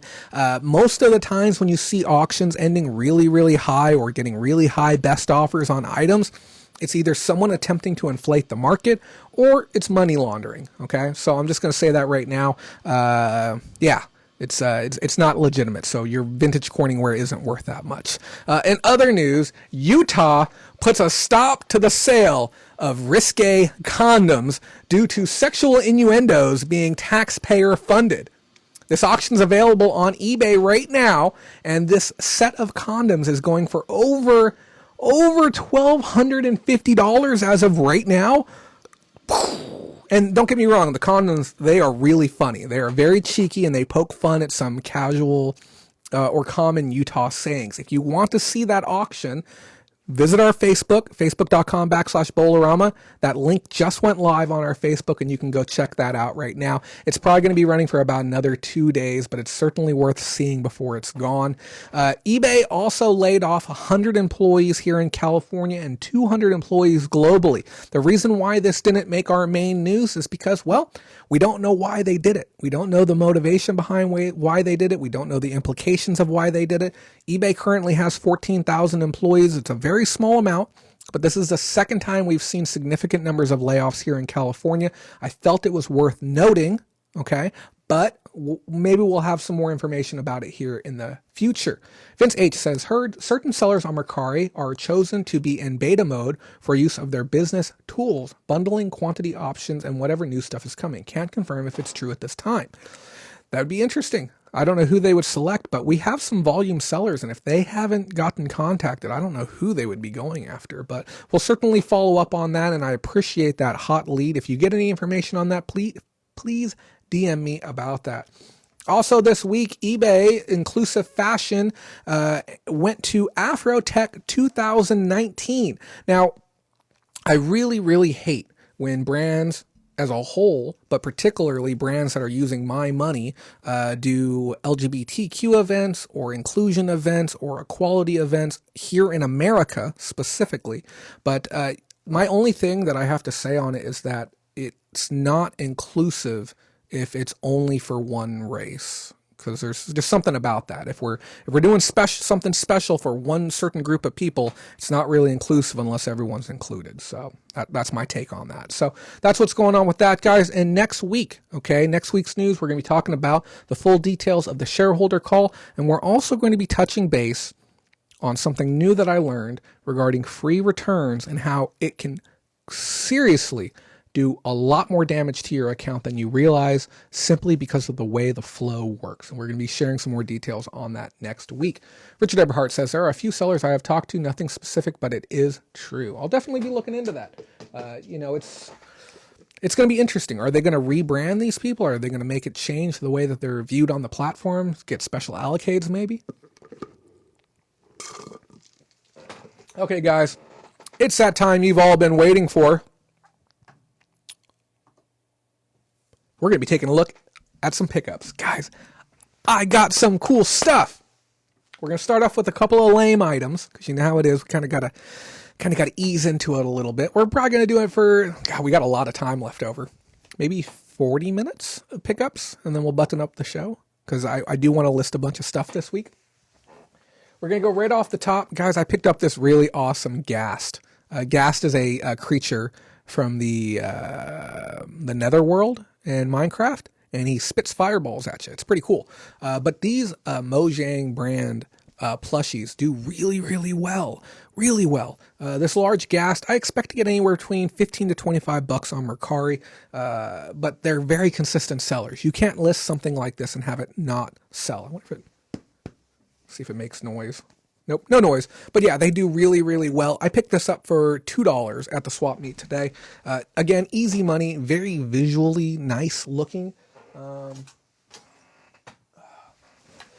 I picked up another backpack. Guys, I have been crushing with the backpack game as of lately. This is a really, really cute Hello Kitty one. It even has these pieces that are sewn directly into the fabric itself. It has really nice usage of doodles on the background, so it's just got a nice aesthetic to it. Cute little bow on the back. A little bit of embellishment even on the pull tab, just a little bit of rainbow embellishment there. And overall in good shape. When you're buying backpacks, it's important. Take 30 seconds, check the zips. Okay, this bag has light staining on the top, just a little bit of yellowing. I assume it's from the California sun, and then a little bit of markings here. Check the bottoms too. I've gotten a couple of backpacks recently that have had really small holes on the bottom from just kids placing them down on the ground. But yeah, just really, really nice bag. Pam asked, are you saving that for Susan? Smiley face. I am assuming that Pam would want to buy this off me. It depends. It depends on what it's worth. I paid $1. The person wanted $2, and I looked at them and I said, a little bit of staining. Would you mind taking $1 on it? And there's certain consumer or certain sellers that I will ask in a very, hard question type way, where it's like, it's almost the entirety of my sentence is like wrought with confusion and, being unsure. So it's like, would you take like $5 on it? And like at no point there's certainty. So it just works sometimes. Look who it is. It's Susan Gonzalez. Susan loves her Sanrio stuff. And this is a great one. I actually didn't even check to see if there's any official markings on it, but this thing is so nice. I would be a little bit surprised if it wasn't. Yeah, it has a nice internal tag for it. Let's see what year it is too. 2015. Yeah, it's in good condition for 2015. It even has some of the padding on the inside as well. You all can fight about the bag later. Okay, guys. Are you ready for something exciting?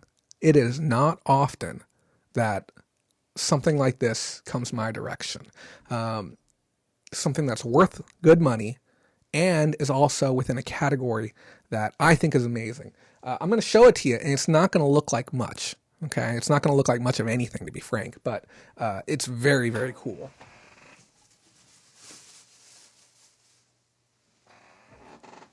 This is a Midway 1981 PCB board for both video and main board for a Galaga arcade cabinet.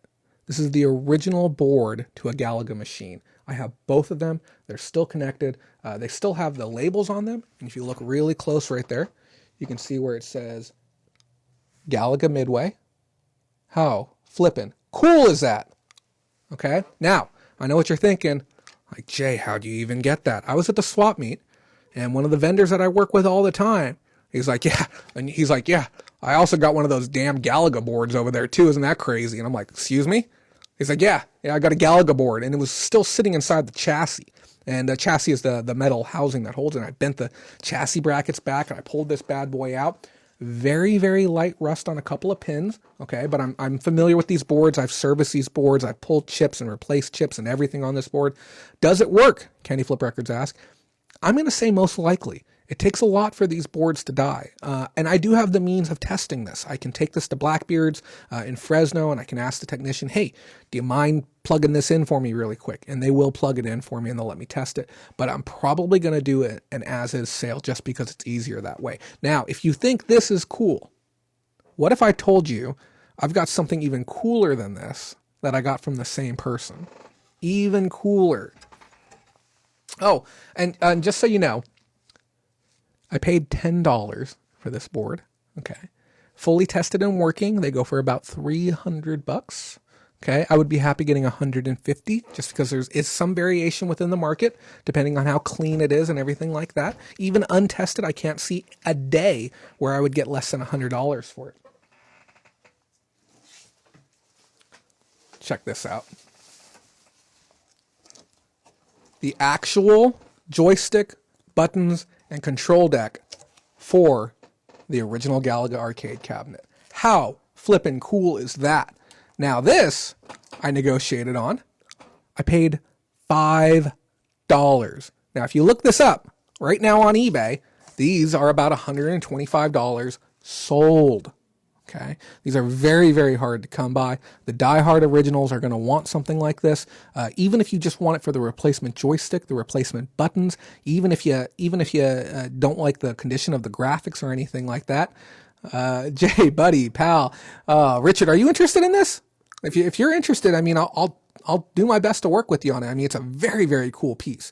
Very, very cool. Yeah, that's all I can say about it. I mean, I've personally played hundreds of hours of Galaga. I got my 2-ship game on point. Okay. You see the 2-ship, the double, the twofer, as we call them? Yeah, this is a very, very cool piece. So I was very blown away. The monitor was there as well, but it was missing. It was missing the glass. I would have killed to have the glass. Oh, you know what? I have the guy's number. I'm going to ask him if he has the damn glass.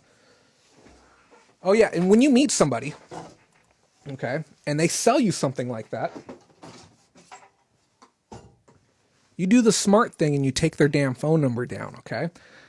I bought that for $5. I bought the board for $10. We're looking at a minimum of $100 on a board, a minimum of $125 on there, but could be as much as $150 and $300. Holy cow, guys.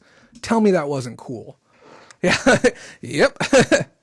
Yep, thousands of hours. I used to be I still am, a certified coin-op and amusement technician, which means I would work on everything from small-time Ferris wheels to merry-go-rounds to the little pony rides in front of grocery stores, vending machines, either soda or snack, and arcade cabinets. I've worked on hundreds of arcade cabinets, and Galaga was one of my go-to machines. We had it right in front of the tech room at Blackbeard's, and I would just walk out the door, I'd stop, I'd play test it each day, and I worked at that arcade for 2 years. So yeah, I've got a lot of hours logged into Galaga. It's a great game. But yeah, that was just part of the cool stuff that I got today. Because I'll be honest, like some days you go out and you go do your sourcing and you come back with a whole box full of Goose outfits. Okay. No one gets excited about Goose outfits. I don't care if they're like $60 each and I have a line of people interested in buying them. I don't care about Goose outfits. Okay. And I've sold hundreds of dollars worth in the last 6 months.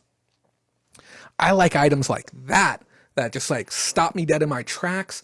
I've got another one. I got 2 more for you right now. Yep. I can hear the Galaga in my head right now too.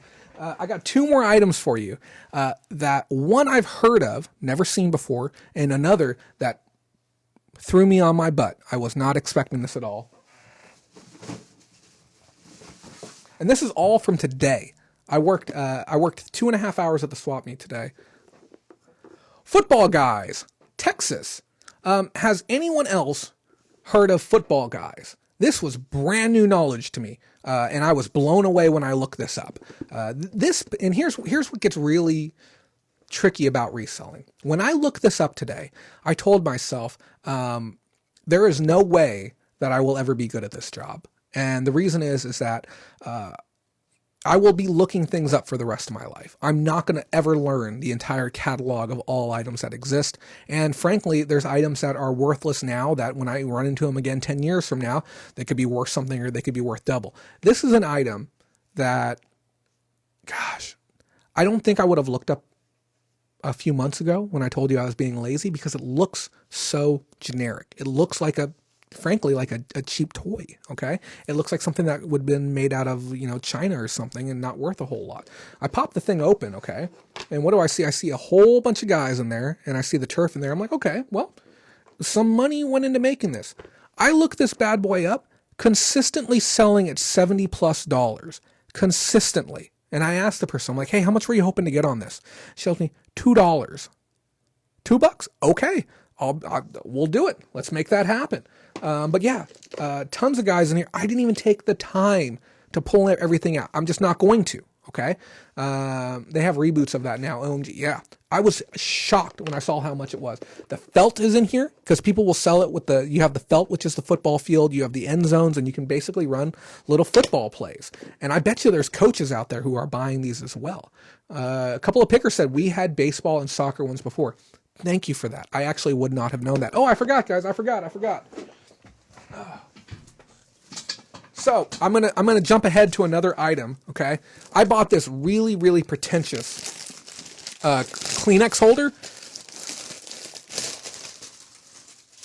I just wanted something that looked better to hold my Kleenex. It's probably the most wasteful thing ever. The guy sold it to me for $1. Now, I know what you're thinking. You're like, God, why are you even showing us a Kleenex box after showing me that really, really exciting item just a second ago? I thought we were talking about that. It's because a couple of pickers, you left me a comment on one of my videos, okay? The one that we were doing the raffle. And a lot of other of you did too. And I have all of your comments here and printed out. Now, I'm putting them inside of here. Okay, you just saw me unwrap this because we're going to do our giveaway right now. And I wanted to get the wheel on the screen. I had no good way to get the wheel on the screen. So those of you who don't know what I'm talking about, we have this beautiful, and you know what? You know how little I care about money, okay? When it comes to selling you guys merch and stuff like that. Not only do I only make 25 cents every time somebody buys a t-shirt, and I want you to know, if I wanted, I could be like some of the other people out there and sell a t-shirt for $25 that only has print on the front, and you know who I'm talking about, and they make $12 every time they sell you one of those. We sell them for, $13 shipped, okay? But I didn't even include my merchandise on the damn website because I was more concerned about just getting the information out to you. We got this beautiful Bolarama, brand new extra large hoodie. And on the back, it says, if you don't make that money, someone else will. We're going to give this away right now. Okay. So all I asked you to do, I said, like the video previously. Okay. And leave a comment on it after the video ends. I printed out all the comments. I think there's about 20 of them.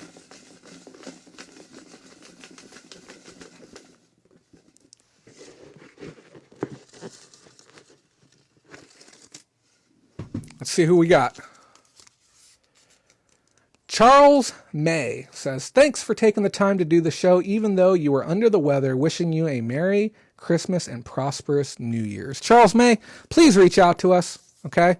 And then we will get you your hoodie shipped out to you. Thank you so much for everyone who did enter. We will do another one of those very, very soon.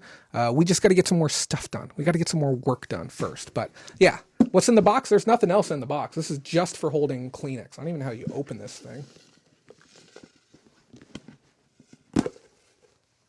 I may have just broken my own box. I have no clue. But yeah, it was just all the comments. Nothing else in there. So yeah, congratulations to you. Reach out to us after the show and we'll get you taken care of. So yeah, as cool as those Texas figures were, that same person sold me an even more valuable bin of figures. How is that even possible, you might ask? Oh, this is cool. Now, here's the thing, okay? I got some good news and bad news with it. The good news is it has its tag. The bad news is I don't know if it's complete, and I've already seen some things in there I don't like about it, okay? But we have the Toy Story bucket o soldiers. Okay, these can go for some big bucks. Where do you purchase one of those shirts from the show? Mike, there is a link on our Facebook page. You just got to scroll down a little bit. That'll lead you to our merch store. So yeah, we'll get you one of those, or you can get yourself one of those. So guys, I cracked this open. So it has the tag, which is great. Okay, which really helps. And then on the inside, we've got our bucket of soldiers. Now I did see a couple of colored ones that had me worried, and a couple of different ones. I don't know what the exact contents is supposed to look like, but I did see enough of the actual official where it says Disney on the bottom of them. Let me see if these ones say Disney. Yeah, see, this blue one just says made in China. So I'm thinking what happened is a child added in additional toy soldiers, and there's more than what's supposed to be in here. So if I've got all 75, great. But I've seen these selling between $50 to $100. Okay. Now, obviously your own mileage may vary, but that's what I gathered while I was searching on the go. I didn't have a chance to Terapeak it or anything like that. And there's not really any available currently. I think there's one mixed in with something else at $110 on eBay right now. If somebody would like to check, by all means, I'd appreciate it. But it's not super imperative, but very cool thing. And that was all today. I actually got a few more items from today. Oh, and the bucket of soldiers I paid $3 on. And I'll be honest with you guys too. This is why I won't do OA or RA. It's just not fun to me. I don't want to look at my cell phone and find an item that's flipping eye drops or some dumb toner cartridge and then go to a store and hope that it's still there and then wait in a line and then pay for it and, maybe make $6 a unit 20 times over. It's just not fun to me. I would rather go out in the field, source, work directly with buyers and sellers, be an everyday reseller, a little fly on the wall, scoop up some items, have some fun, and go about it that way. And I hope you all see the fun and excitement that comes from it. But I literally pay nothing essentially for most of the items that I get. Okay. With you, Jay, I just do records and CDs. That's all I'm interested in. And I'll tell you right now, every time you walk by a table that doesn't have records and CDs, you're walking past some of these items and you're throwing away money. I don't even specialize in anything at this point. I specialize in everything. And I understand you do the things that make you happy. Of course, do the categories that make you happy. But even just knowing this stuff, putting it in the back of your head, if you walk by a bucket of toy soldiers and somebody has it for $1, I think you're going to go ahead and pick it up now. And that's kind of what this is all about. So with me and records, learning records is like learning glass. Okay, there's just so much of it to absorb that I don't know if I'll ever be an expert in it. I picked up some snow tracks. These always do well. These are for adding to your shoes so that you have some extra grip and extra traction. This is an Amazon item. I'm going to go ahead and turn this into a $20 bill. I paid $2 on this. Not much to say. Anytime you see a brand new item you're not familiar with, just go ahead and give it that scan. John Gabriel says, I just can't leave money behind either. Truth, my friend. Truth. And another saying that we say stepping over dollars to pick up dimes. I've seen people fight me to a table and fight me to a booth to be able to pick up items. And I want you to know, again, every item you see me with, I was behind my roommate. My roommate is a reseller as well, and I walk behind him. I never get in front of him. He walks in front of me. He does his sourcing first. I literally pick up the scraps that he does not pick up. And this is why I say, if you're going to do real training, if you want on-site training with me, guys, come to Vegas this year for eBay Open. I'm going to be there in person, and we're going to be doing some live sourcing. We're going to hit swap meets. We're going to hit some thrift stores. You're going to see how I operate. We're going to do a negotiations class, and all of that's free. Okay, I'm not going to charge anyone to be able to meet with me. The only thing that we're going to be doing, the negotiations class, you must be a patron, or there will be a course fee. But the sourcing, going to the swap meet and thrift stores, completely free. I want to meet as many of you as want to come. We picked up an owl. Now, normally, I do not buy Wild Republic. The brand is very, very soft. But these horned owls with the original tag, even without this is a Chaffee Zoo, which is our local zoo here in Central California. I may even go as far as removing this just to be able to encourage the sale along. I don't want this to be the reason somebody does not buy it. This is about $18 to $20, so that's why I picked this up. I paid $1 for it. But generally, Wild Republic, I stay away from it. It's just... it's overproduced. It's not desired by consumers. It just doesn't have the super sharp look that people want as far as scientific looking animals. Candy Flip says product knowledge is king, period. Yes, it is. But here's the thing. You pick up product knowledge each and every time you pick up your cell phone, you do a scan. So if you don't, I say this saying all the time, if you don't know what an item is worth, you shouldn't walk by it. Okay. Because you've taken the time to get dressed, get in the car, drive to wherever you're going to go, specifically looking to make money. Why would you walk by anything? There's a chance to make money. Because if you're looking at this stuff, if I pick up an item and you look at it and be like, the first impression, if I pick up this PCB board and you look at that, you're like, oh yeah, I would never stop and look at that. That's what I'm telling you. You should stop and look at it. You should stop and investigate it. If I pick up this, okay, and you say, oh yeah, no, I would have never looked that up. This is what I'm saying. Slow down. I won't walk by an item. So when Daniel has completed the entire swap meet, we're talking 15 long rows of vendors, okay, and I'm on the third row still, and he's done. He's not smarter than I am when it comes to inventory knowledge. I'm just willing to do the work that other people won't do. So sometimes you have to slow down because, we're talking, how much money have we made so far? We probably got 320, 420, 500. We got $520 so far, and I'm into it for 15, 16, 21, I paid $22 so far for $500 worth of returns. Yeah. So it's, I can't listen to anyone's financial woes because people are just giving money away. You just got to go out there and get it. Candy Flip says the more product knowledge you have, the less likely you'll be to walk by. Yes. And you acquire that product knowledge through search.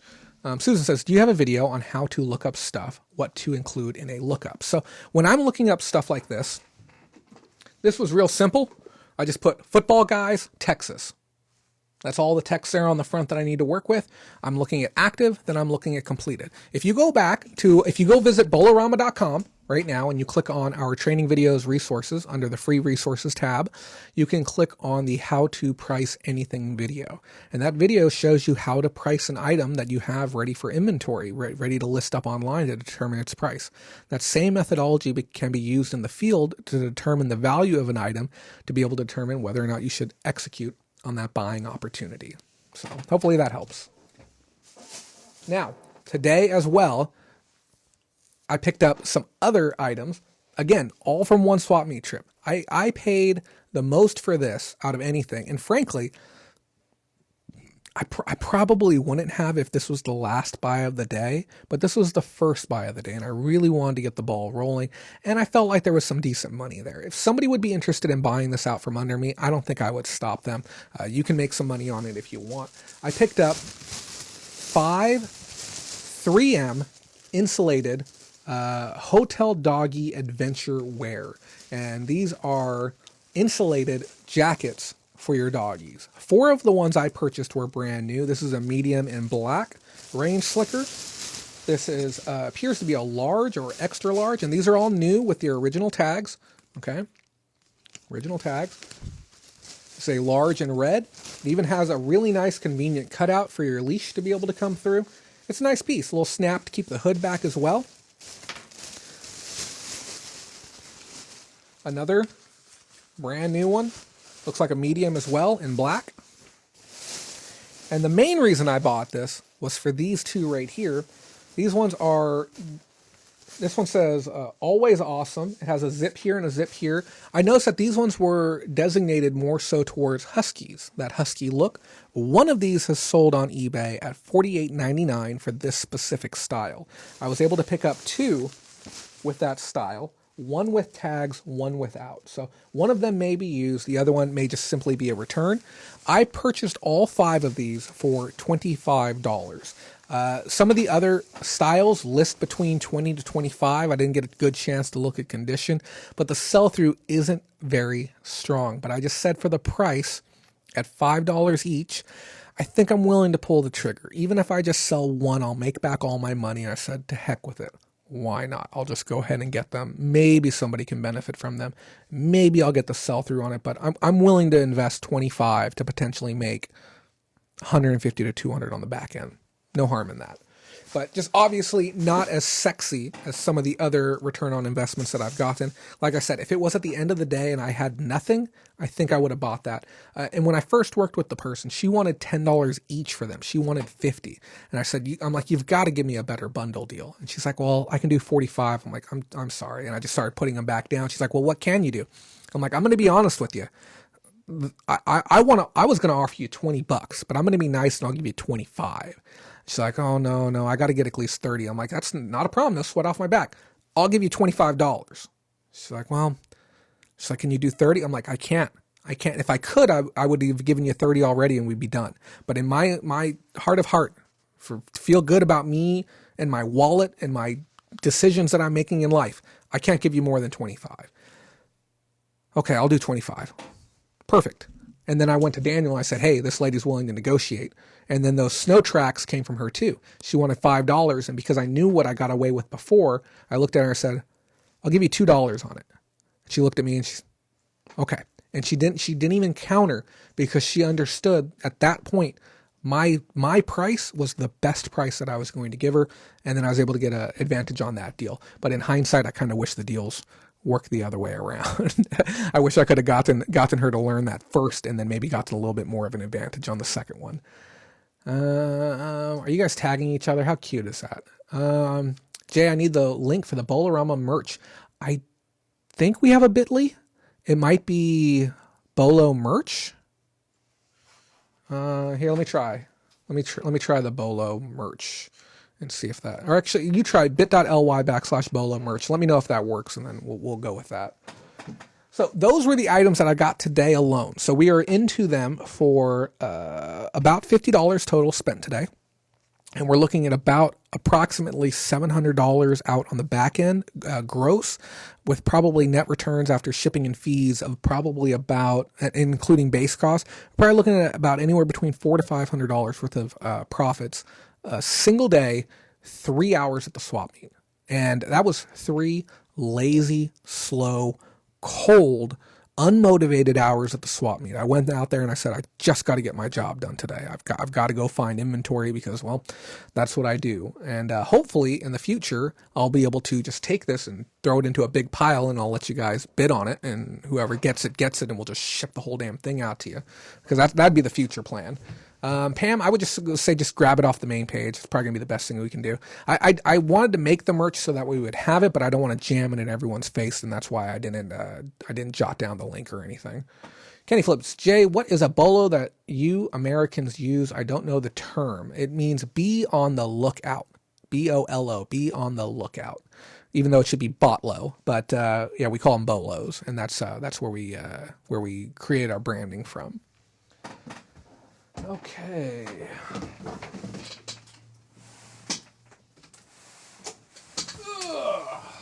Okay, guys, we're going to look at a bunch of records right now. I walk up to a booth Friday night, first booth of the night that really caught my interest. And there's a guy behind the counter. His name I know now as Jerry. And I start looking through the records. I say, hello, my friend. How is your evening going? And I go ahead and start the process of building a rapport with him. I've never worked with him before. I've never seen him out there before.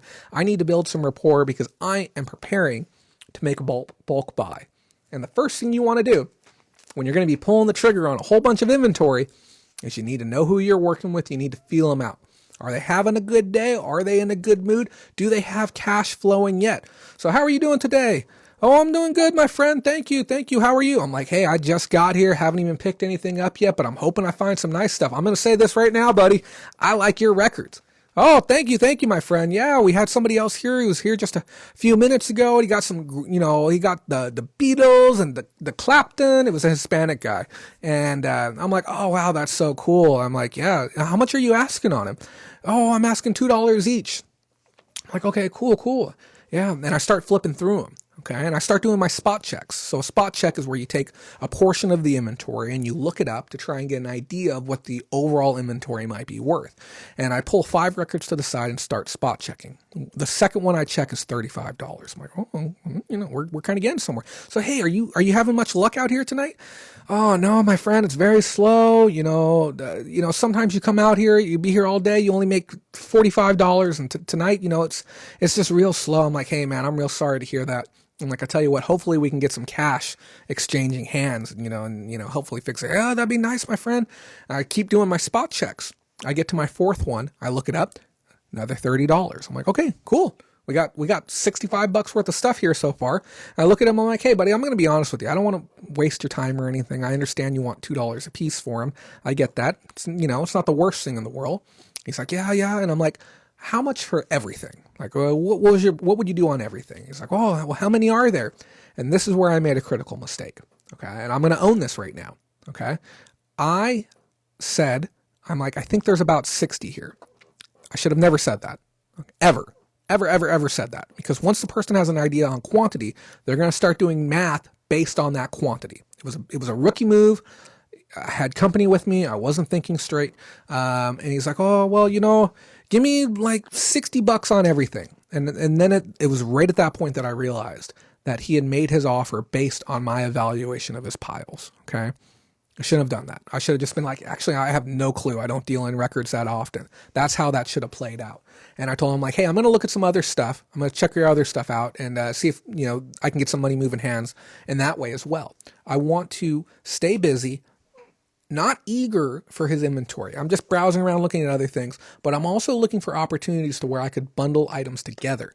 So if he gives me a number I don't like, I need to start finding other items that I can say, like if he's like, no, I'm firm at 60. I'm firm.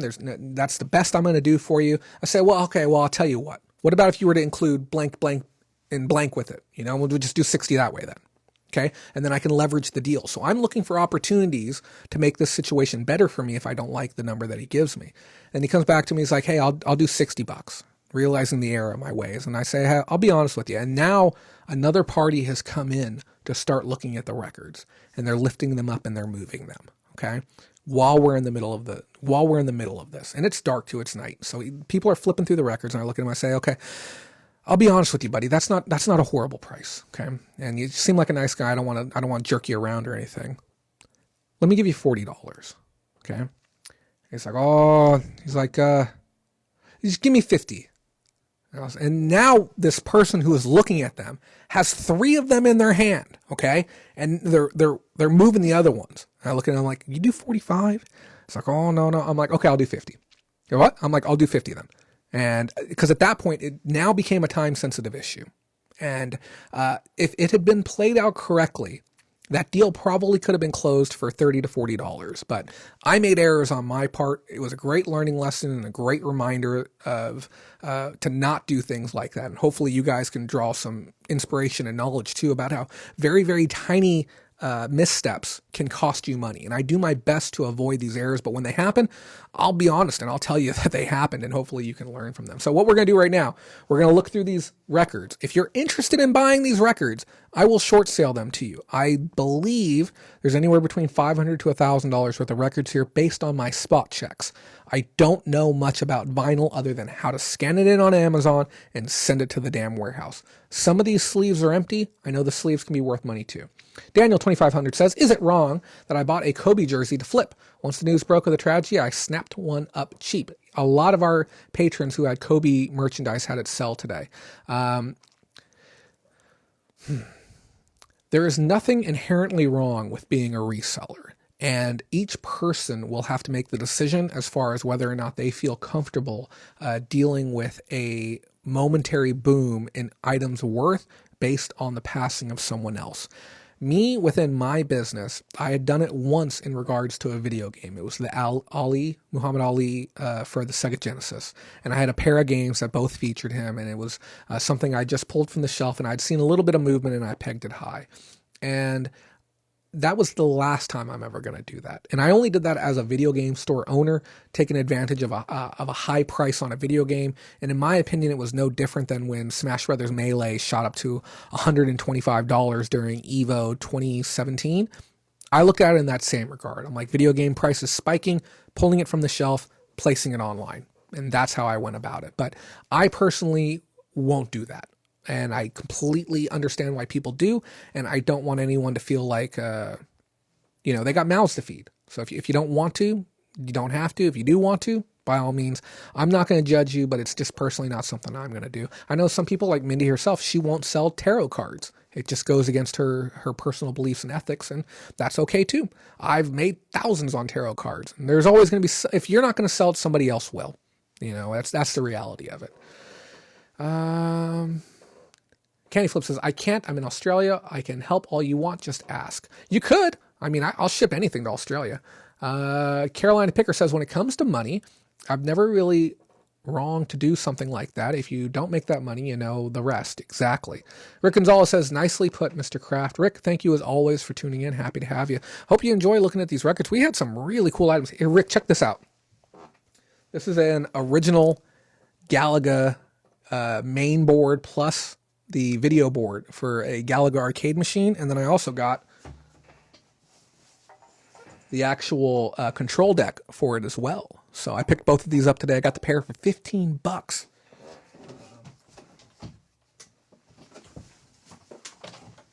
But yeah, very, very cool items. $15 in, probably get about $300 out. I'll short sale them to you if you want them. Daniel 2500 says, I hear you. First time I did this and I'm feeling uneasy. Yeah, that's again, to each their own. We practice here within the Bolorama brand. We call it doing business with ethics. And I guess something like that, each person's ethics line is going to be in a little bit of a different place, or their morality line. I can see the argument for why it's fine. One of our patrons looked up and found that 600 rookie cards had gotten sold within the first couple of hours of him passing. And the only way that's happening, those aren't 600 mourners, okay?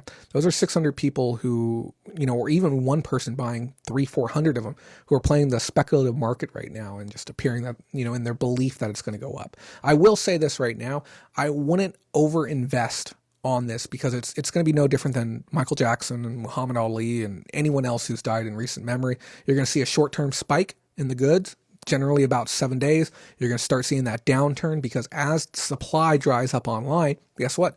People like you and every other card store, card shop, TCG in all of America is going to start filling inventory to cover in those gaps. And then you're going to see the race to the bottom happen again, prices level out, hypersaturation of goods, even declining market after that. So prices are going to go up, come back to normal, and then actually go back down. If you are going to be playing that market, get in, get out. Don't stay in there for more than 7 days. That's all I can really say for you. If you do have goods coming in currently that you want to flip out, list those goods now. List them the moment you get your tracking number. If you have confidence in the seller, you need to be first to act and get those out the door. Yep. Thank you, Candy Flip. So we're going to take a look at these records. Some of these I showed during the pre-roll. We're going to go through all of them right now just so you can see them. If you see something particularly valuable, please let me know. I would love to know if I have some massive gem on my hands. I'm not going to read the names on all of them because, well, I can't read all of them. Just got George Benson. We got 2 different George Bensons here. Yep. We got what's his name? The Rapist. We've got Earth, Wind, and Fire. This is a really nice one, too. I'm going to take a look at the back album art as well. Very nice. Very cool piece. And a lot of these are in really, really great condition, too. What does that say? Surrealistic Pillow? Jefferson Airplane? That's cool. I wouldn't be surprised if one of these had a signature in here, too, just kind of tucked in there. Quincy Jones, Best Of. And then Al Jarreau. We got War, Deliver the Word. This is a cool one. And then overall, the condition on these is pretty decent too. It could use a wipe down. It could use a cleanup. We got Foreigner. That's a nice one. I'll tell you what. I'll zoom in a little bit more for you guys so you can get a better idea of. Don't you love technology? Disco Single, The Jacksons. Smooth Tail. Funkadelic, One Nation Under a Grove. This one's an empty one. And then we got 2 copies of this. Jerry Rafferty. Yeah, don't hate me for not knowing these people. It's just before my time. I guess that's the best way to put it. Best of Earth, Wind, and Fire. B-52s, that's a cool looking one right there. God. Look at this girl's hair. That is something else. And look at those chairs, MCM all over the place. Fatback, don't know that one. Blondie, holy cow. Now remember, these were all purchased for $50. Great little pickup. Marvin Gaye, interesting.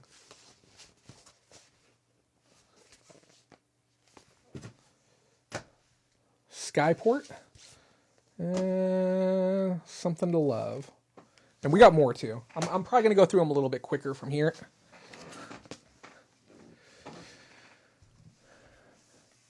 Yeah, I'm looking for ones where condition isn't king. I'm looking for ones that are just screamers. So, Al Giroux. So this is the one that I was talking about earlier in the show, this Jefferson Starship. Mine looks better than a lot of the ones that I saw online. I actually have the internal sleeve with mine, okay? Really, really great shape. I'd seen a variation of this one at auction currently for over, like, I think $25 or $30, but I've also seen other ones for about $12. So there's little things like that that I have to figure out, like, what really makes them worth it. And again, these are available for short sale. Steve Miller Band, another Earth, Wind, and Fire, Sister Sledge, Jackson 5, holy cow, that's a cool one. Disco Nights, Jeffrey Osborne,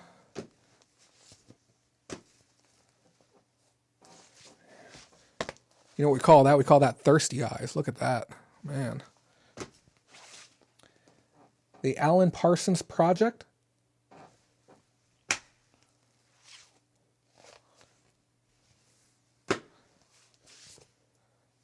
Crosby, Stills, and Nash. Oh, man. That's one that I actually know. I've only got the outer jacket. Oh, the album is in here, huh?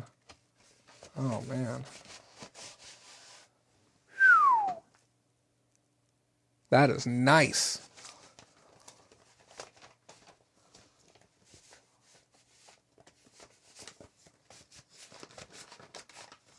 God, if I had a record player, I would actually throw that one on.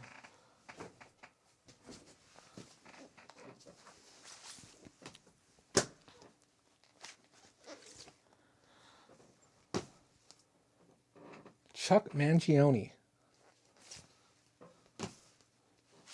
X52 Band, Black Hole Bop. If this is boring to any of you, I apologize. I just know there's some people out there that are going to get a real kick out of seeing some of these. What's it going for, Mr. Exquisite? I'm curious. That's cool. Secret Omen cameo? Huh. Okay. Commodores. Stevie Wonder. Hoo-wee.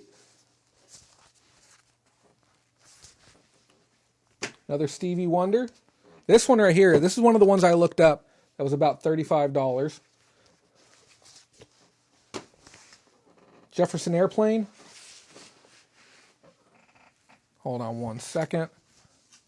I was actually looking for this one.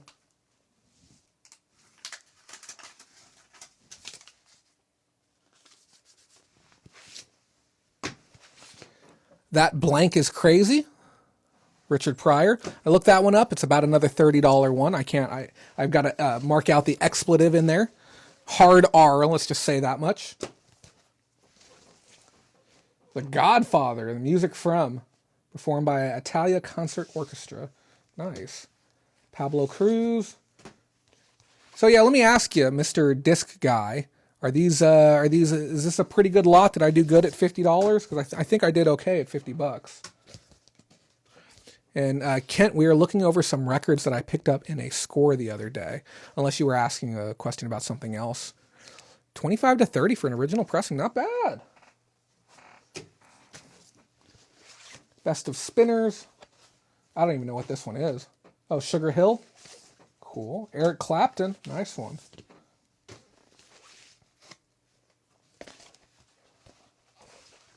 Boston. Like I said, this is my first time looking at most of these. I seriously only looked at 5 before the show started. Frankie Smith. Frampton comes alive. We've had some Frampton stuff on the show before as well.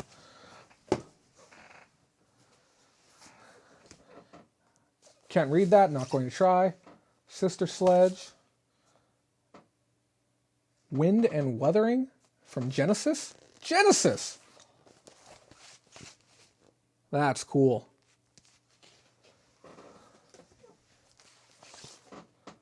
Steve Miller Band. Huh. And we got just a few more left, guys, and then we'll move on to the next thing. Disco Magic. This was a really interesting one, too. This one was worth a few bucks. Graham Central Station. It has like a mirror front on it. You can see what I'm seeing. There you go. And then Chicago. Some type of box set for Chicago. So, yeah. And I understand condition all the way. I get that. But, you know, there's a huge market for people who are buying these to own them and use them and enjoy them as well. So that's kind of the market I'm going to be tapping into with these. If you guys have any questions while I'm like packing stuff away, now's a great time to ask them.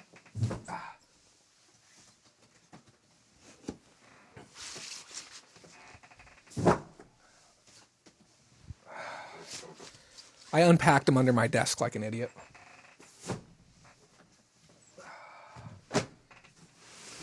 Okay. So yeah. It says, good luck, man. Just ask for any help. Yeah, I'll probably just scan them all in and just kind of go from there. I was just seeing if anyone would be interested in a short sale on them. Feel free to DM me. Guys, I think that's our pickups on the week. I'm a Patreon now, so hit me up. Do me a solid. Anyone who signs up for Patreon tonight, make sure you send us a message on Facebook. Okay, so that way we can get in touch with you. Facebook.com/groups/Bolorama. If you sign up at the $20 level, you're going to get introduced into group chat tonight. I know we talk about this often, okay, but it's important that you understand Patreon is a must-have essential tool for your success as a brand. Work with other resellers, be able to learn more about items that you're already working with, and help support a growing and thriving community that cares about you and your brand's success. But thank you so much if you did sign up. Here, let me make sure we got this checked as well. This is a last chance for the night to jump on in there, and we'll get you added into our community. He's at the $5 level. Thank you for joining in, buddy. So you're going to be at the viewer level. If you decide to upgrade, we're going to be here for you, okay? Guys, this has been a heck of a show. And you know, every week when I finish up my show, I take a moment and I slow down a little bit and I talk with you about something important. Last week, we talked about a really important topic. What did we talk about? We talked about understanding and working within our human limits, not allowing others to be pandered to by unrealistic expectations. We talked about the duty that we each have to make sure that we don't prop up people for failure. Okay, it's a difficult thing to talk about. If you didn't watch last week's, I'd love it if you went back and watched it. I've been struggling with something this week. Okay. It's not the usual things. It's not the normal pains of life and just, you know, being a reseller and taking photographs and staging and listing and all that other nonsense. Those are the normal pains. We deal with that all the time, or, you know, sickness and health and all those other things. I've been struggling with my relationship with today dollars and future dollars. And those of you who have never heard me use this phrasing before, I know it's going to sound a little bit foreign to you, but a today dollar is a dollar that I can go earn right now. Okay, whether that's me selling my pops here at the house, whether that's me going to my neighbors and mowing their yard, earning some money that way, whether it's me washing someone's car, earning some bucks, or even buying an item today with the intent to sell it today, that is a today dollar. That is a dollar that I am going to trade my time for, my time, my effort, my energy, my abilities. I'm trading for a today dollar. Okay. And we do this often because it's a necessary thing to do. Okay. It's the money that we earn right now is what keeps our head afloat. It pays our rent, it pays our bills, it pays our food, it pays our entertainment so that we can retain our sanity, and it covers expenses like things like Patreon. Okay. Now, what is a future dollar? Well, a future dollar is a dollar that you're going to earn in the future. I know, pretty straightforward, right? Sometimes some of the stuff that we buy, we know that the bucket of toy soldiers is, $3 that I spent, and I'll earn 75 or so future dollars later. We do a lot of this as resellers. We earn future dollars. And the difficult thing with this, and what I'm doing right now in my goals of building up this brand, is that every dollar that I earn today in the right now is costing me a lot of future dollars, where I could be making a lot more, in the sense that if I stop to go sourcing opposed to producing a really nice training video on something to help people, I make today dollars, but I lose out on a lot of future dollars. Wherein if I spent 2 hours today making that video, I may earn, instead of the $100 I earned sourcing, I may earn $1,000 over the life of the video. Okay. So there's this difficult balance that a lot of us have. And it's important that we start being more mindful, and regardless of your age, we start being more mindful about our ability to generate future dollars. Small investments into what we do now, whether it be technology, and I've talked with, believe it or not, 3 different people about cell phones this week, about how they've upgraded their cell phone because it's allowed them to increase efficiency and essentially reduce the amount of time that they spend earning today dollars, which in turn allows them to work more to earn future dollars. Now, what your future dollars are going to be, it could literally be anything. You're obviously not all YouTube content creators, and you're not all looking to do the same path that I am and create brands to help out resellers. But it's important that at some point you say, wow, this is great. I've made tons of money doing this, and I love doing this. But you say, what am I going to do with the dollars that I'm earning now? My excess today dollars, the ones I don't need, the ones that aren't going into my business, and the ones that aren't going into, inventory, and I'm not spending on cost of living, they're extra dollars. What can I do with those extra dollars to start improving my quality of life in the future? How can I get value out of those dollars? The thing is, being a reseller is a great thing, okay? But nobody wants to be a reseller the day they die. Okay. And staying a reseller as a retirement plan is not a great thing to do. And as much as I love having you all here and engaging and being a part of the show that we're doing, I want to see every one of you not only be a successful reseller, but also find alternative paths to being able to generate more future dollars. Okay. And actually creating some type of business or some type of brand for yourself to where you can still enjoy all of your reselling, your funding, but you're working towards something that's going to provide you with a lifetime of wealth and a lifetime of happiness without having to work until you die. Okay. And saving is great, obviously, saving your money. But if you can take your money and make it actually work for you and generate more future dollars for you, whether that be through affiliate marketing or creating your own brand, or maybe you're doing some type of training program, or you taking something that you specialize in and rolling that out, it's important to make sure that you take actionable steps towards reaching those goals. I meet so many people that are going from one sale to the next sale to the next sale to the next sale. Okay. To where the fact that when we switch over to managed payments, you're not going to be able to deduct your shipping cost out of your PayPal like you had done historically when your sales hit your account, and that there's going to be a 1-week lead time. A lot of you aren't ready for that. A lot of people aren't prepared to take a 30-day drop in sales. Okay. You have to start taking action now with that extra money and decide, what am I going to do so I'm not going to spend the rest of my life going through the grind? Okay, because even as much fun as it is, we have to come up with some creative solutions, or we're going to die without having a master plan under our belt. And I don't want to see that happen to anyone. Okay. I know it's a little bit of a somber note that we're finishing on, but not everything is going to be roses and sunshine. Sometimes we have to take a hard look and hard reality at the situation that we're in and say, okay, cool. I get this now. I've got to make things happen. I know a lot of you out there don't have insurance either. I'll be honest with you. I'm one of them. Okay. I don't want to get to 40 years old and not have normal insurance. Okay. I want to get things sorted out and start making good traction. I don't want my car to break down on me and then not be able to have the means to sort that problem out. I don't think any of you want that either. So start looking into alternative means. If you want to talk about a brand or a business idea you have and you want to develop it out and flush it out a little bit, I'd be happy to help you. Happy to make that happen. Guys, I do want to say this. Next week's show, we're going to be talking about deferring trust. It's a very, very important topic that we're going to be covering on the close. learning when to trust and learning when not to trust. It's going to be a little bit more fun, a little bit more deep. Today dollars versus future dollars is a little bit of a straightforward concept, but it was something that I did want to share with you as well. Guys, I want to say a big thank you to all the people who super chatted tonight. We have Tammy White with $10, Lake Tahoe Gem with $1.99, and John Gabriel dropping the big one. I almost said the other B word that you're not allowed to say on YouTube.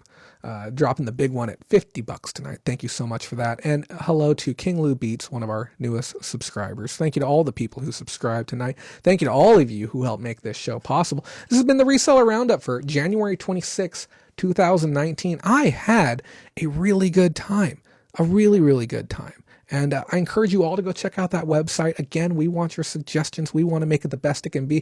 Mr. Exquisite said, just made 2 more sales during the show. Thanks. Happy to hear that. Guys, one last time, okay? Really got to stress this.